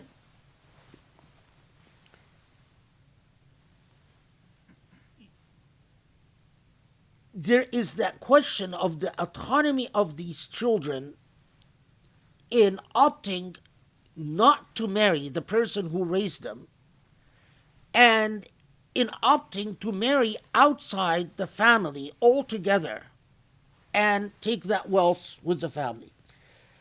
But notice here, what Surah Al-Nisa came and underscored, وَالْمُسْتَضَعْفِينَ مِنَ الْوِلْدَانِ. So, وَأَن تَقُومُوا لِلْيَتَامَى بِالْقِسْطِ. So, it is not, no particular positive law is going to address every eventuality.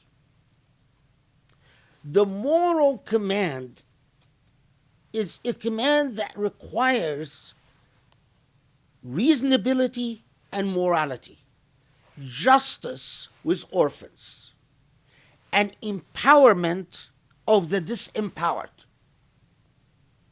When you read this, and if you read والمستضعفين من الولدان وأن تقوموا لليتامى بالقسط. You can take this language and you can put this language as a constitutional principle. We now, as a matter of constitutional principle, we will help the disempowered child or the helpless child, and we will do justice towards orphans. But if you have an immoral society and you have an unreasonable society, these principles mean nothing. So the very moral program of the Quran requires that it be built on a foundation of morality and reasonability. Because what defines conditions of powerlessness for the wildan? It's rational factors. Rationally cognizable factors in society. You assess them and you say, yeah, this results in disempowerment. This results in unfairness. Dogmatism or positivism, where you take the law and graft the law as is from one situation onto another without assessing rational factors, corrupts the law. It corrupts the principles, the foundational principles of the law. This is no small matter, because when you study Surah Al-Nisa, and we will emphasize this inshallah when I summarize Surah Al-Nisa, all of it at the end, it is precisely doing that. It is telling you, here are positive enactments, but the positive enactments are always referenced in a frame of larger morality, in a larger moral framework. This very surah challenges you to understand that there is a moral principle and a solution that is supposed to to relieve the moral principle. But the solution is a demonstrative solution. So we come to a day and age where the problem is no longer that people care whether the inheritance stays within a family or not. You come to a day and age where that's not the issue. That's not what people are concerned with. You come to a day and age where people no longer, the issue is no longer whether a cousin who's raised his orphan cousin wants to marry her. That's not the thing done. But what plagues orphans are a different set of factors. What Surah Al-Nisa tells you is, it is incumbent upon you to do justice by orphans within the parameters and challenges of your age. So in our day and age, the problem is often with orphans, just simple dishonesty. People steal their money. The problem with this orphan is social ostracisms. People for some reason, being orphaned is like as if you're carrying a disease or something. If you understand the lessons of a surah like Surah Al-Nisa, you study the moral examples of how the Quran solved problems, but your heart and your soul and your intellect, having been now completely anchored in the morality taught by the Quran, you address the problems of your age. And that is the wisdom in Surah An-Nisa, constantly telling you, يَسْتَفْتُونَكَ. They are asking. Allah is responding to actual problems. It is a response to an actual dynamic that has taken place. There is a social demand for a solution. What do you learn from that? If there is a problem, if there is a social demand for a solution in your day and age, and you don't go back to the Quran and study the Quran to ponder how to solve it. So in other words, if there is a social demand, and you can, when Allah responds to an istifta, how does Allah respond? Allah responds with utmost knowledge, perfect knowledge, and perfect wisdom. Well, if you wanted to follow a sunnah al-ilahiyya, Allah's sunnah, and you respond to a problem with incomplete knowledge, have you followed the sunnah al-ilahiyya? Obviously not. The fact that it is easy for Allah to know everything, and the fact that you have to work very hard to know some things, that's irrelevant. What's relevant is the dynamic of istifta. When Allah responds to the problem, Allah doesn't just solve a micro problem. Allah solves the micro problem to uphold a moral principle. That's your minhaj. Solve the problem, uphold the moral principle.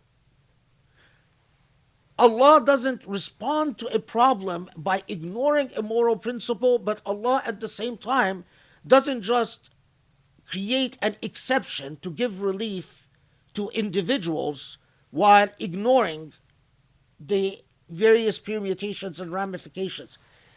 I can't underscore this enough, because the surah begins with istifta and ends with istifta. The surah, Allah subhanahu wa ta'ala is drilling into us. Listen, you want to address the problem of disempowerment and inequity. Learn to be socially responsive. If you don't have a mechanism to respond to actual complaints, if people experience problems and they don't have a means to raise these problems and get these problems addressed in a fair and just way, then forget it. Then you're not following the sunnah of the Quran. When you look at our Muslim societies, this is the amazing, the Quran teaches you a way of life. Because look at our Muslim societies. Ask yourself, have people learned that sunnah from the Quran? When people have a problem in Egypt, in Iran, in I don't know, whatever country, do they have a dynamic? Do they have a process by which they can raise the question, not fear being persecuted for raising the question? Because these people were not persecuted. Even those who were hypocrites, even those that the Prophet knew were hypocrites, they were not punished for raising the question. Can people raise the question without fear?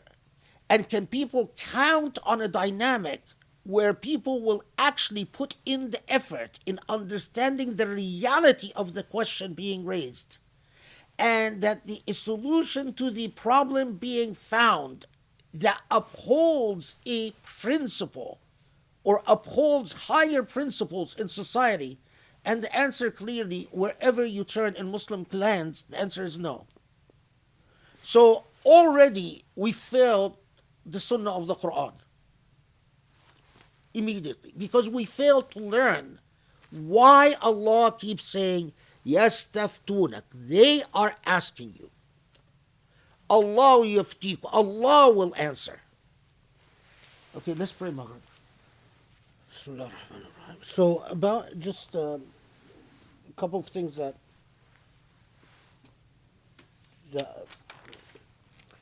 I mean, they're not. Yes, things that just to complete the picture for 127 before we'll move on.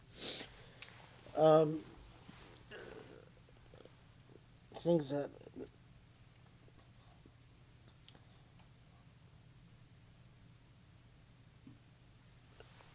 they're just sort of minor points, I guess. That among the practices as well, that often the inheritance in pre-Islamic practice, the entire inheritance would go to the older child. And the older child would control the entire inheritance for the entire family. And that was something abolished by Islam, although resistance continued, not just at the time of the Prophet, but even in some rural areas in Egypt today. The entire inheritance will go to the older child in the family, or the older child of the family, despite the law, will control the entire inheritance for the entire family and refuse to let younger siblings inherit. The other thing is that there was, and here we deal with more morality, that dowries for orphan girls were substantially lower than dowries for non-orphans. And why we can't say that practice was prohibited, but it was morally condemned. And it was understood that pious people don't do that just because of someone is. The other thing is that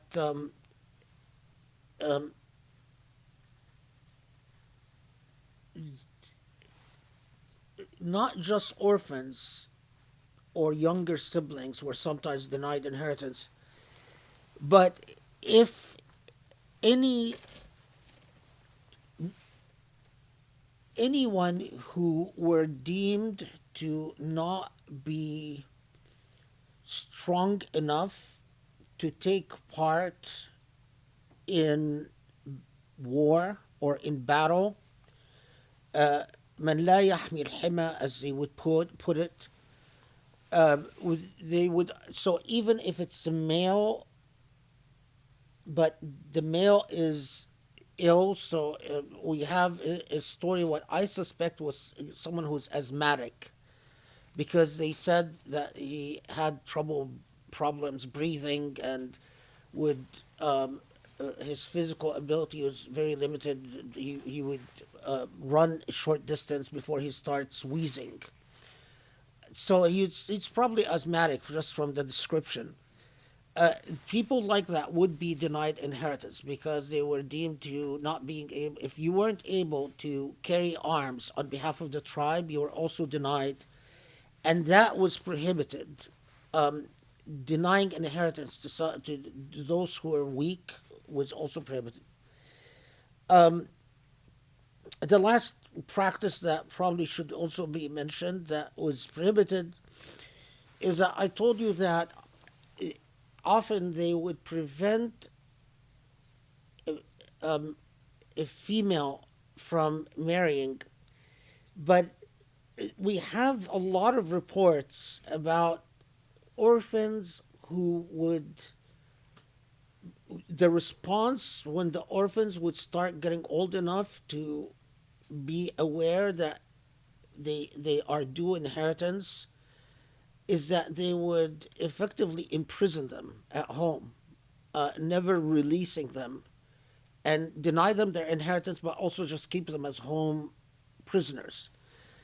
And all of that. So, I mean, you can imagine, look at this as numerous opportunities for hypocrisy. Because if you are, if even if you tell yourself that, I mean, these were often people who prayed and paid zakah, fasted, or, I mean, but they were weak when it came to tradition, when it came to culture, when it came to money, and they had the hardest time doing what was demanded of them. Okay, so now let's move on to 128. Okay.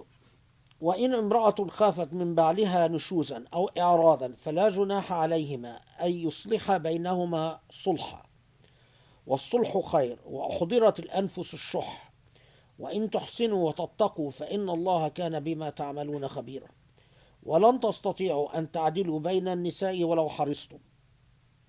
حرصتم فلا تميلوا كل الميل فتذروها كالمعلقة وإن تصلحوا وتتقوا فإن الله كان غفورا رحيما وإن يتفرقا يغني الله كلا من سعته وكان الله واسعا حكيما.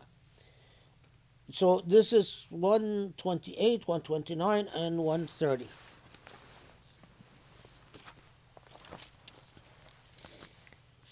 The raw translation. Okay.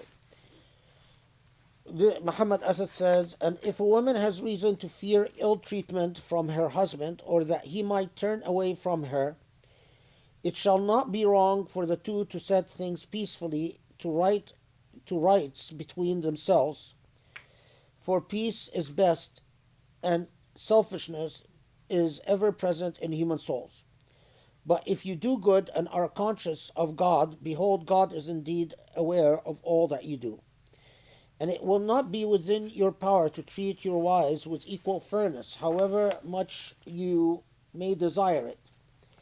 And so do not allow yourself to incline towards one to the exclusion of the other, leaving her in a state as it were of having and not having a husband.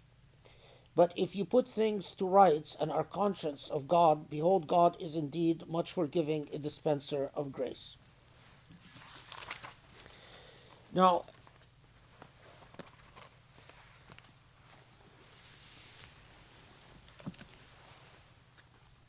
first,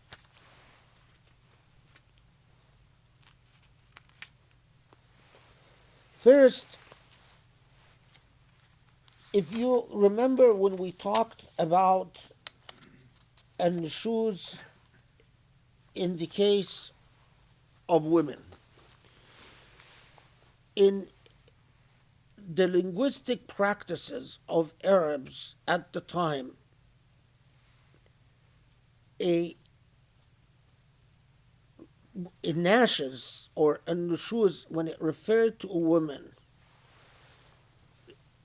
as the article that Rami had sent me, which is an academic article that it does the same type of work. Linguistically, it referred to a woman accused of sexual improprieties, a criminal infraction. in that the same word when referring to a male did not refer to sexual improprieties.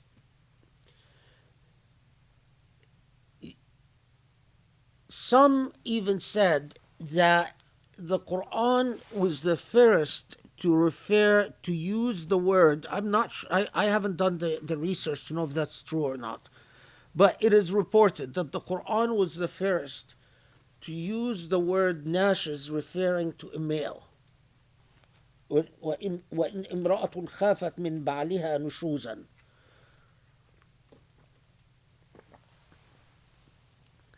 I've read others who said no, that's not true. That when that pre-Quran, when nashes was referred to a male, it meant a man who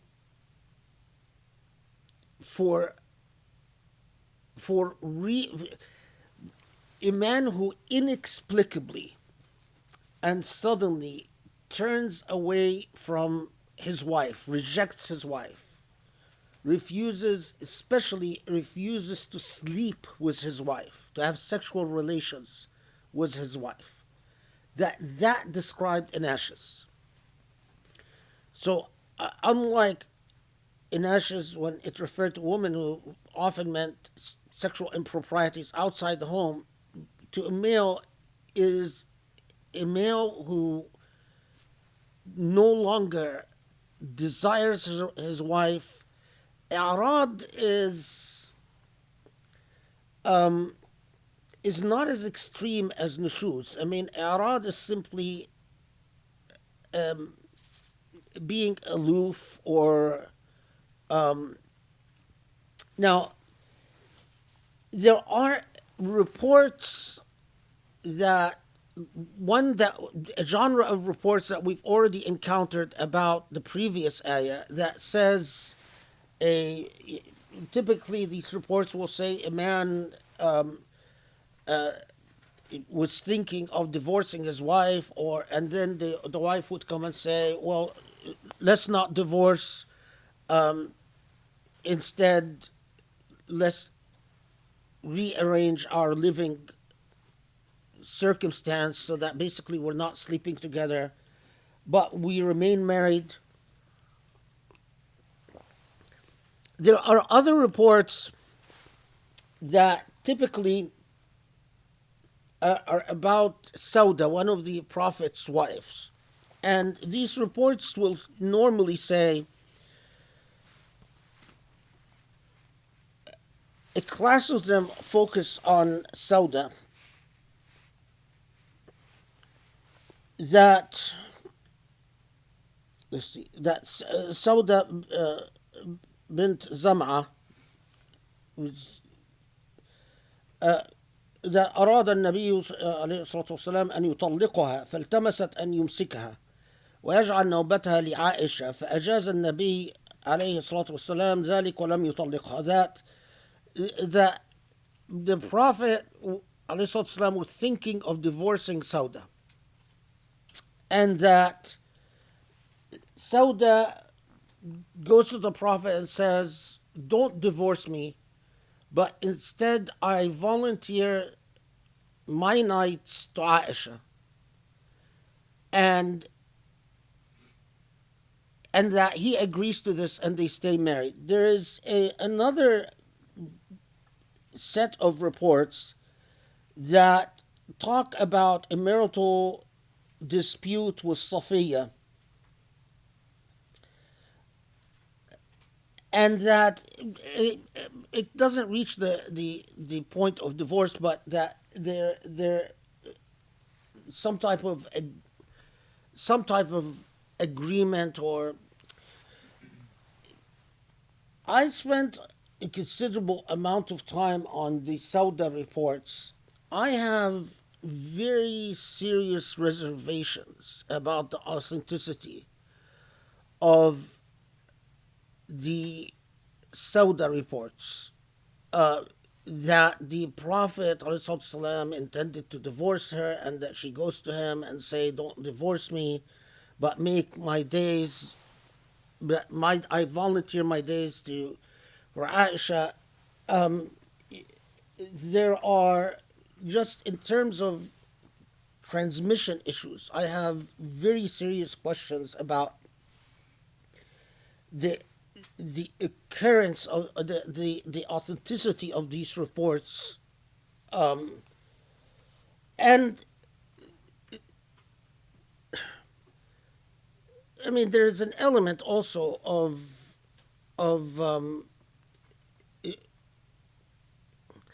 I mean there's several things. There's also an element of equity. If let's say if it is true that she is saying don't divorce me, but you don't have to sleep with me effectively.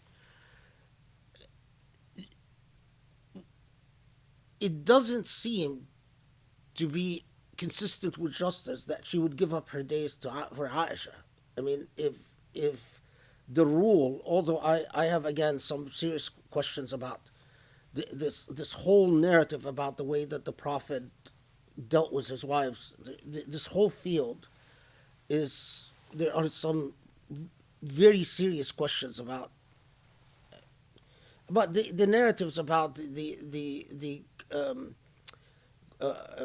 sexual relations between the Prophet and his wives and so on, that to that the days, according to all these traditions, that they are distributed equally between the wives, so that Sauda would then donate her days to Aisha. It is inconsistent with the reports that say that the Prophet was keen to divide these nights equally between his wives. But aside from that, I think that there are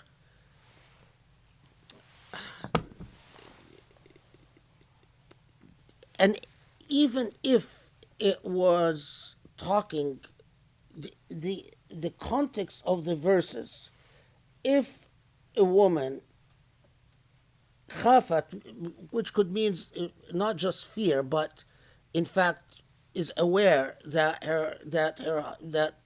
there are problems between her and her husband, and arad, and in other words, the relationship that is disintegrating, to talk, to address an issue involving the Prophet ﷺ in this style is not consistent with the way the Quran has dealt with family issues that have come up among Ahlul Bayt.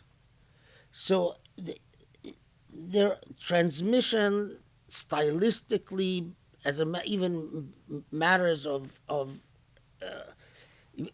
cast very serious doubts about, and many of the reports that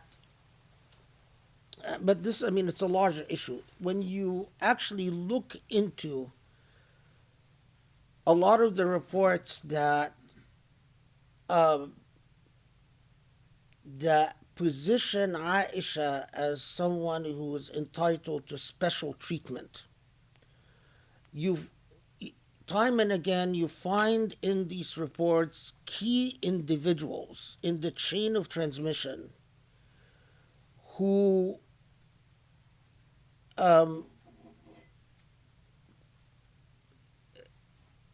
who were known for their strong or clear political affiliations. So it's a genre, and when I find these particular individuals who, for sectarian reasons, would always try to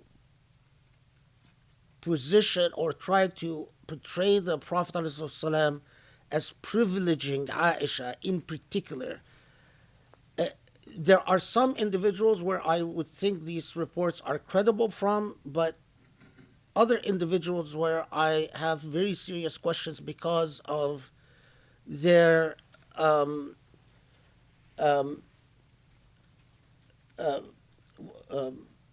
what's the word I'm looking for? Their no nawaqis. Is it no? No, no. What's the word? Nawasib, nawasib. Because of their nasibi position.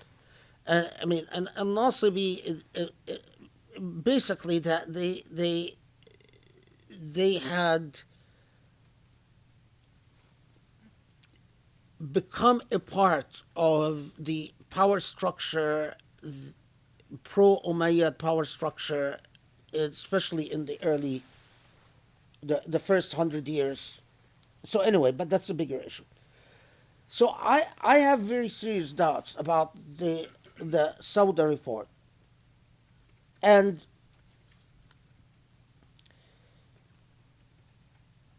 but we do find traditions that are consistent with the emphasis here. Look, والصلح خير وأحضرت الأنفس الشح وإن تحسنوا وتتقوا فإن الله كان بما تعملون خبيرا. We normally approach, when we find an ayah ending with وَإِن تُحْسِنُوا وَتَتَّقُوا فَإِنَّ اللَّهَ كَانَ بِمَا تَعْمَلُونَ, we think that this is just language that closes the ayah, but is not the normative power of the ayah. Indeed, it is, because look at it a different way. So what it's saying is, it's like telling you, the critical issue here is that you act with ihsan. Act beautifully. After warning you, وَأُحْضِرَتِ الْأَنفُسُ الشُّحَّ, warning you that, listen, the inclination,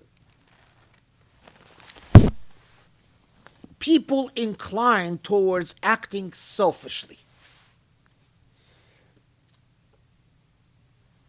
Is it that Allah is telling us, go ahead, act selfishly? It's a good thing to act selfishly? Obviously not. So Allah is telling us, keep in mind that people act selfishly. But what does Allah want? Allah doesn't want us to act selfishly. Allah says, what Allah wants is tuhsinu, to act beautifully, وَتَتَّقُوا. And what is, as we said, what is acting per taqwa?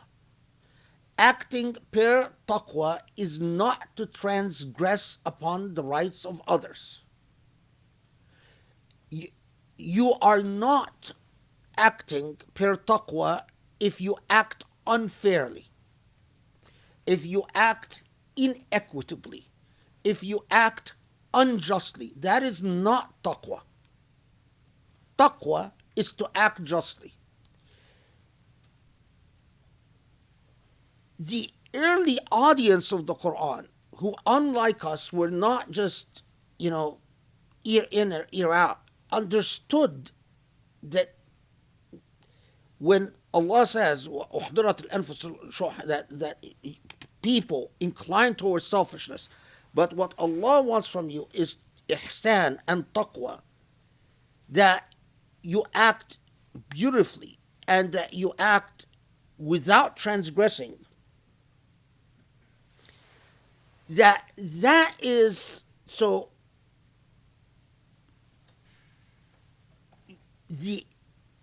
what is being communicated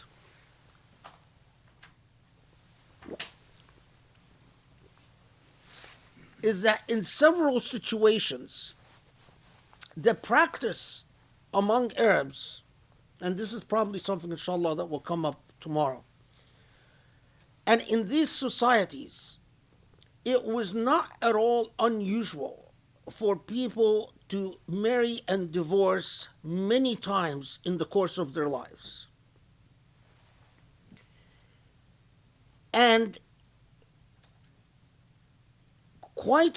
and what facilitated this dynamic is that you, if husband divorced a wife goes back to a family infrastructure that in most cases, and that's why when you read a lot of history, you find that a lot of women who, in fact, I would say the vast majority of women who were divorced would remarry and remarry repeatedly. They go back to their families, and their families would arrange marriages for them. And it was not at all unusual for people to marry. However,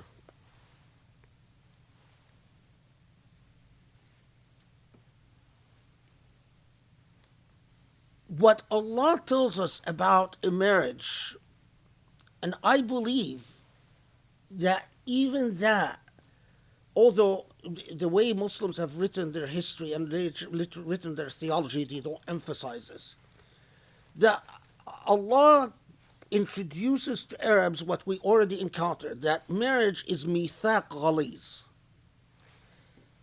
and introduces to Arabs another thing, that talaq, divorce, is no light matter, that it's abghadul halal, that even if it's halal, but Allah dislikes it. This is without a question with a new paradigm.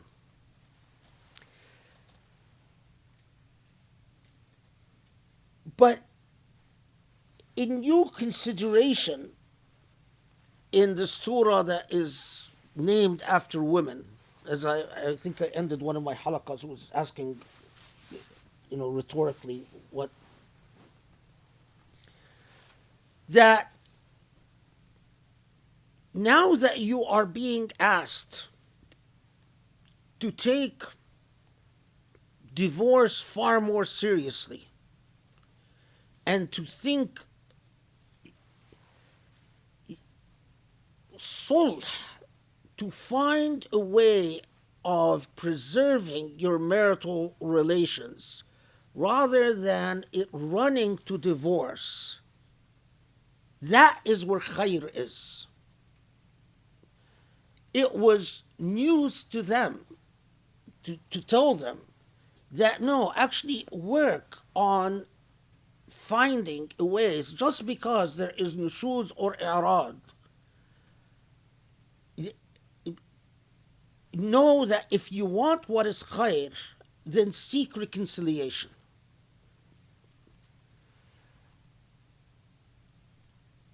We have, some are reported in the context of Surah An-Nisa, some are not reported in the context of Surah An-Nisa, but reported more broadly, in that the pious understand that divorce is to be avoided. They get that point. And in fact, a whole set of traditions about how if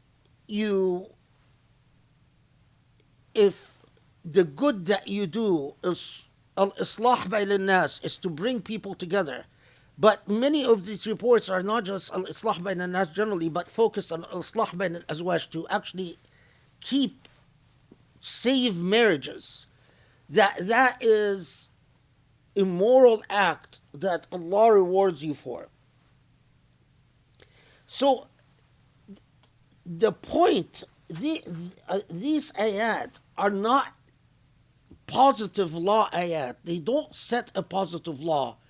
They are even more important than positive law. We often think of positive law as the most important, but it's not. They are moral ayat. They are teaching you that if you want to do what is good, what is consistent with taqwa, to preserve the marriage, that is what is good. And even if that preservation of the marriage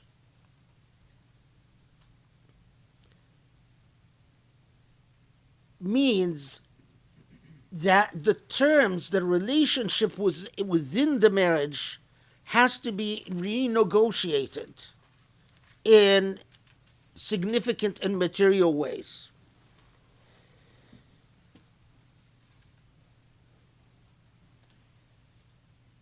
Now, notice normally when you get to 129, normally what you're told is that, well, that it's saying, well, you know, it's instead of divorce,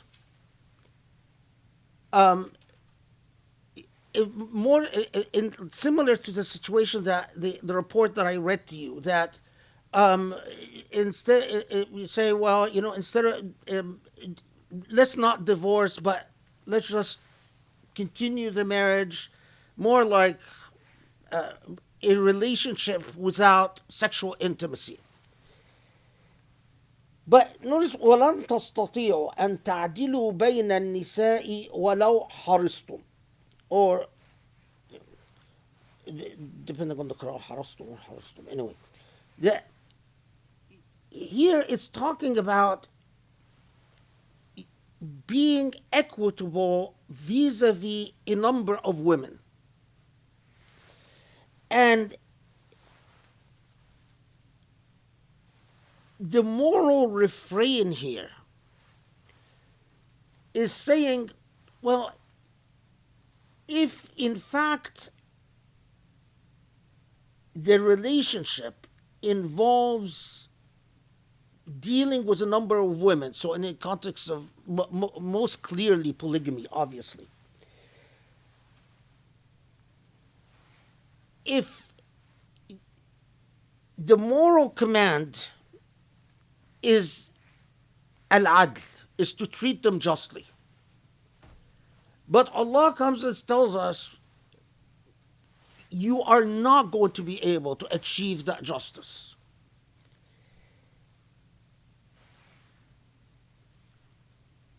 But the moral refrain here is also quite scary, because it says, فَلَا تَمِيلُوا كُلَّ الْمَيْلِ فَتَذَرُوهَا كَالْمُعَلَّقَةِ.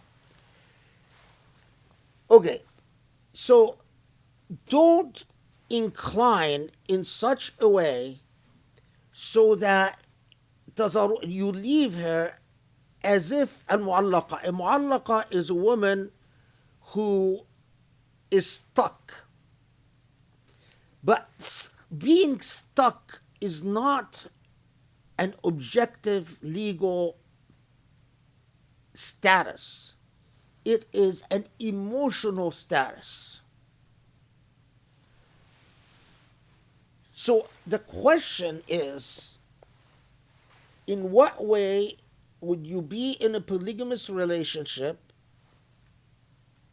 Allah said you can't achieve justice. You're not going to achieve justice. But beware, be careful, because it is a problem if you leave one of the wives feeling كالمعلقة, feeling as if she is not really a wife.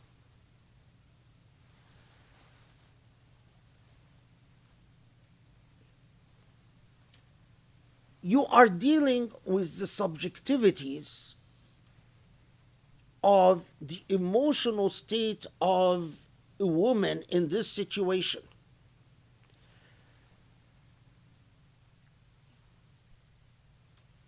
Often the way we think about this, we think that what is needed is formal justice. But you could have formal justice and she could still feel like she is كالمعلقة. If you are excited about one wife, but you're not very excited about another, do you think just by having marital relations with the wife you're not excited about, she's not going to feel like she's stuck? She's still going to feel like she's stuck.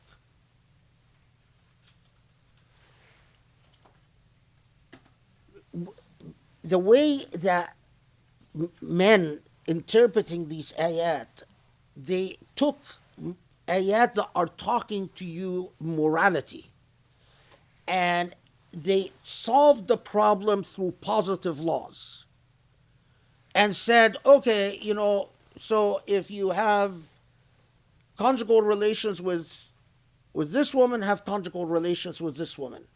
But that doesn't solve the mu'allaqa problem. And that's part of the problem that I have with the Sauda report. Of course, we could say that perhaps Sauda didn't feel kal mu'allaqa because there are, as I explained, I have other problems with that report. But anyway,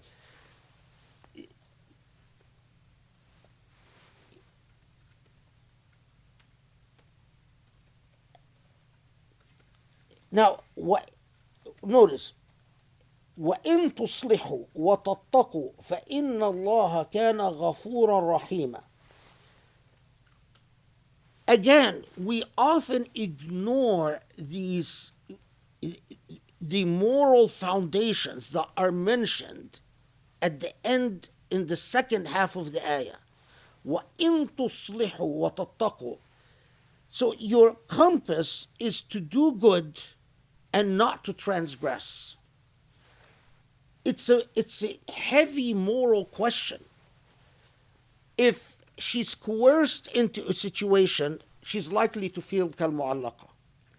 If she is forced into a situation where she feels like she has no choices, she's likely to feel kal mu'allaqa. If she, as often happens in our modern age, if she has no real choices financially, or she doesn't have a family, or she can't go back to her family, she's likely to feel kal mu'allaqa. That would be that's a risk that a husband is taking. To teach the moral seriousness of the question, I think it's imperative. Because it is not a matter of, well, I am giving you formal justice, so just deal with it. But it is, you are dealing with the subjectivities of a human being and the feeling of that human being, whether they are treated fairly or treated in a way that is beautiful, or that a way that doesn't involve transgressing upon their rights.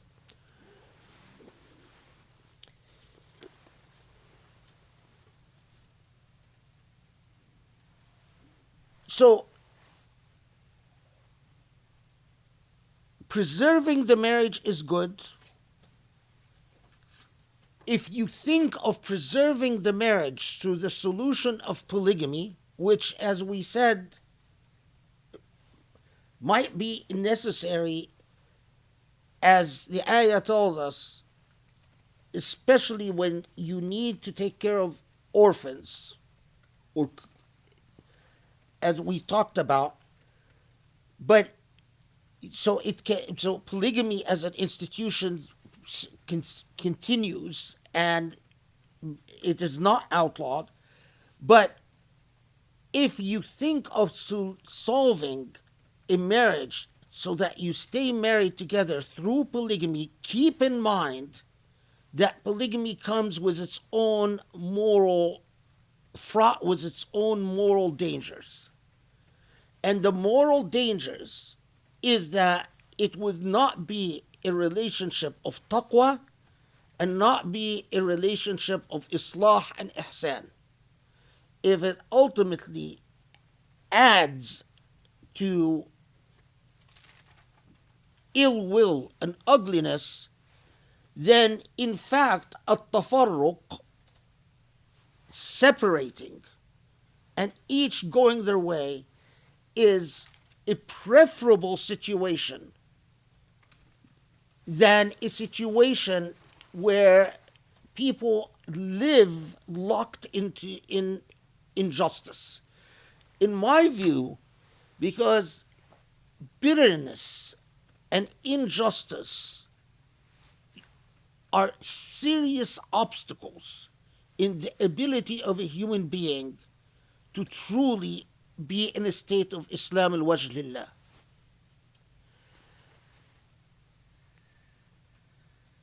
Often, people cannot reach their potential in reaching out towards Allah subhanahu wa ta'ala, not because there is something wrong with their nafs, but because their associations in life, the people they are with, are a serious derailment from the purpose. In other words, often when you are consumed with the bitterness of feeling that you are not valued, you're not dignified, you're not respected, you're not honored,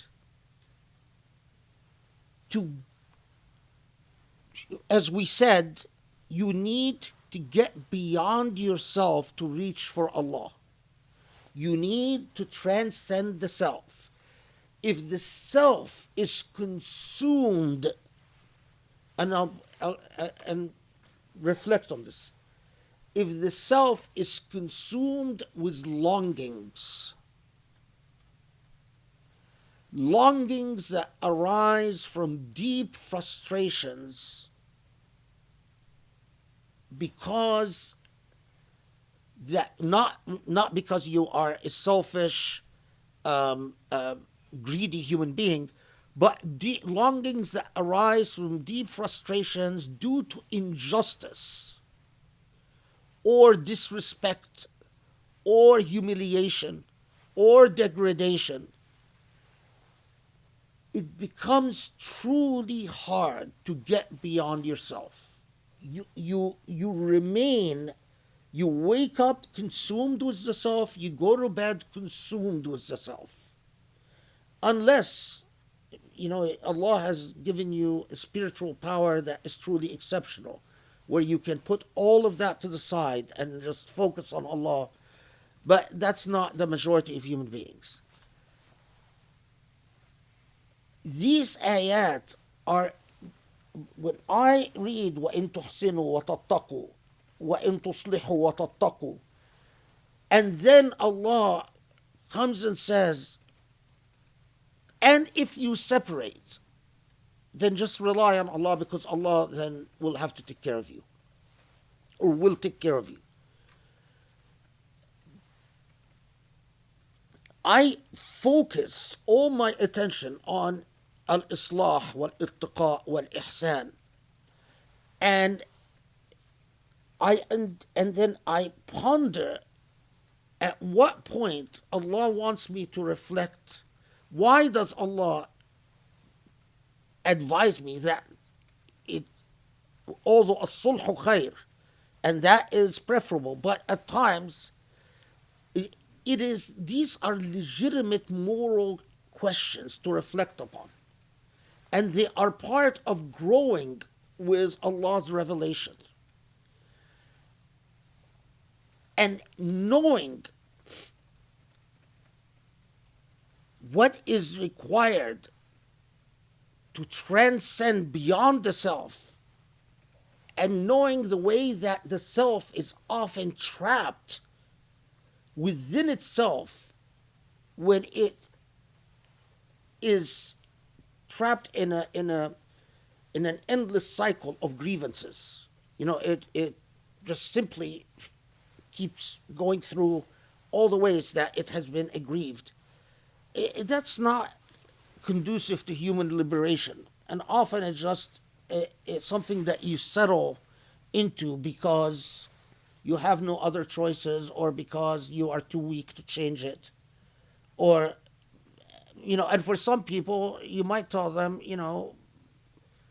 like some people, I honestly don't encourage them to go beyond because if they're asking me for advice, I just don't have. Some people are too damaged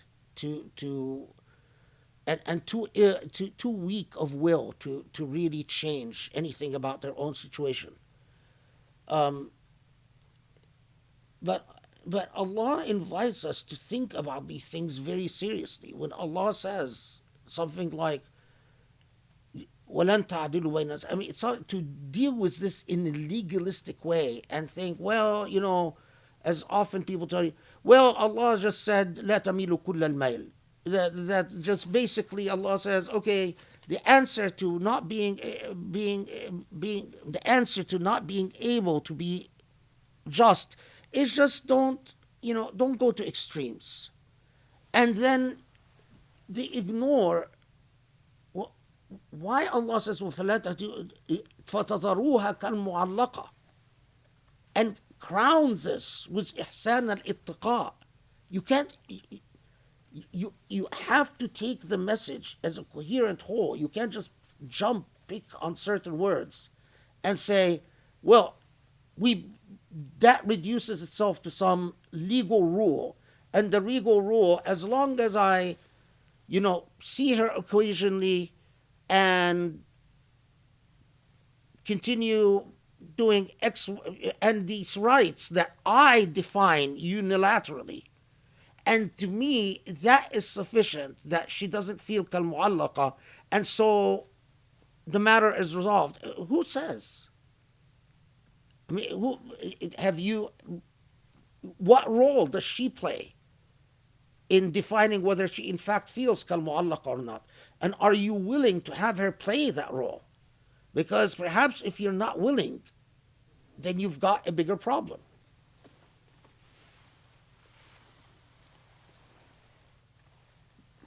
What time is it? 9:30. Oh, it's already 9:30.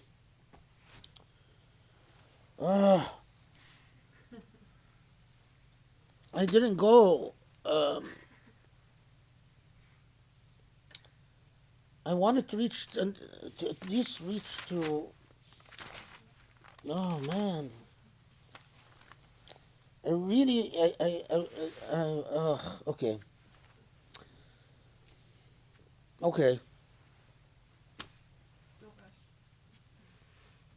Yeah. I thought Sharif is not here so I could cheat and could, rush through, but. God sees everything. Yeah, God sees everything, so. Okay. So what I have to stop at? 129. All right, you want to come do the honors? Yeah, close the proceedings. We have a long day tomorrow. We have another event tomorrow, so. Okay, well, you caught me off guard because I didn't get to finish all my highlights, so I'll just do what I have so far. Can't say anything that doesn't matter. Just say anything, it doesn't matter? Yeah. No. Okay, well, I mean, the thing that struck me the most is just how relevant everything that we're learning is for our times. Because, obviously, and we've probably said this before, but the whole idea of like if you're a Muslim by label, these messages being directed to people who are believers, but understanding that you could be a Muslim by label, but a hypocrite by your action. And not being willing to sacrifice when it comes to what actually happens on the ground in terms of the pragmatic reality of living life. That people are selfish and not willing to sacrifice And that, again, the whole idea that, we're kind of told that, the people who were early Muslims were perfect, all of them were so faithful and ready to sacrifice, but that just not being true, that, they are as we are, and that we struggle. And when people, when we know we know what we're supposed to do, that's right, we know what we're supposed to sacrifice, and we believe, but it's so hard to do it. So this is, again, just makes the Quran come alive again for our time. And, the message about needing to get beyond yourself to be able to fulfill the moral program of the Quran. This is really, really hard, right? And if you live only to serve yourself or your urges, desires, expectations of what you deserve or your entitlements, that's not consistent with Quranic principles. And pointing out that the Surah teaches us sacrifice, but that only a small group of people actually attained this level. And most human beings are stuck and can't get beyond the, well, how is this going to affect me? Understanding that there are gradations of hypocrisy, different degrees, different types, from one end, people being hostile to the normative principles of Islam, to those who are weak of faith, but they believe, but they're just unable to do what they need to do, and that we need to grow beyond the self to Allah. Just a few other things. The importance of the idea of the notion of taqwa, at a minimum, refraining from transgressing upon the rights of others.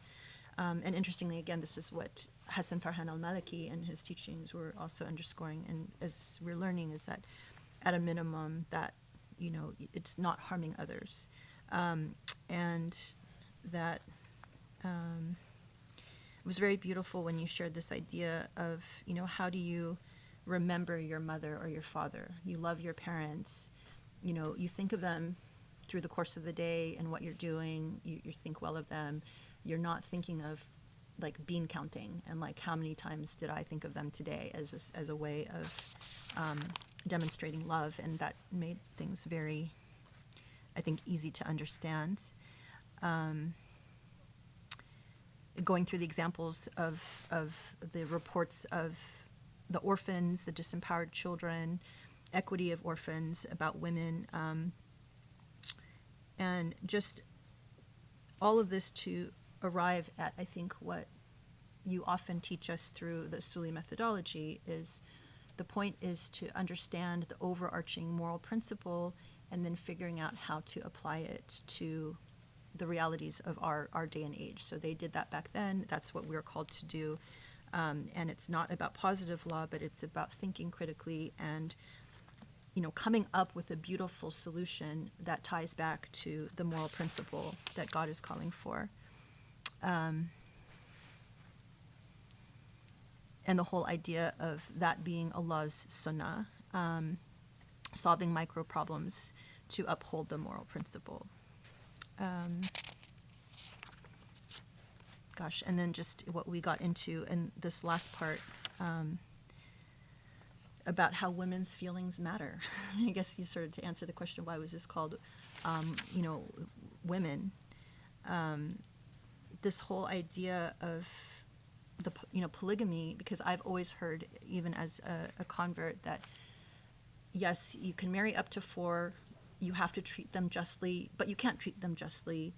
But then, like you hear stories of people who tried so hard, like they had 2 or 3 wives, or I think there was a story of someone we knew that had 2 wives, and he made sure that she had, or they both had the exact same house, the exact same car, the exact same, everything. And this is to that point. It's not about dealing with these women in terms of their, whether it's like, okay, equality on material goods, but to actually think carefully about how do these women feel, and do they feel like a wife? Do they feel dignified?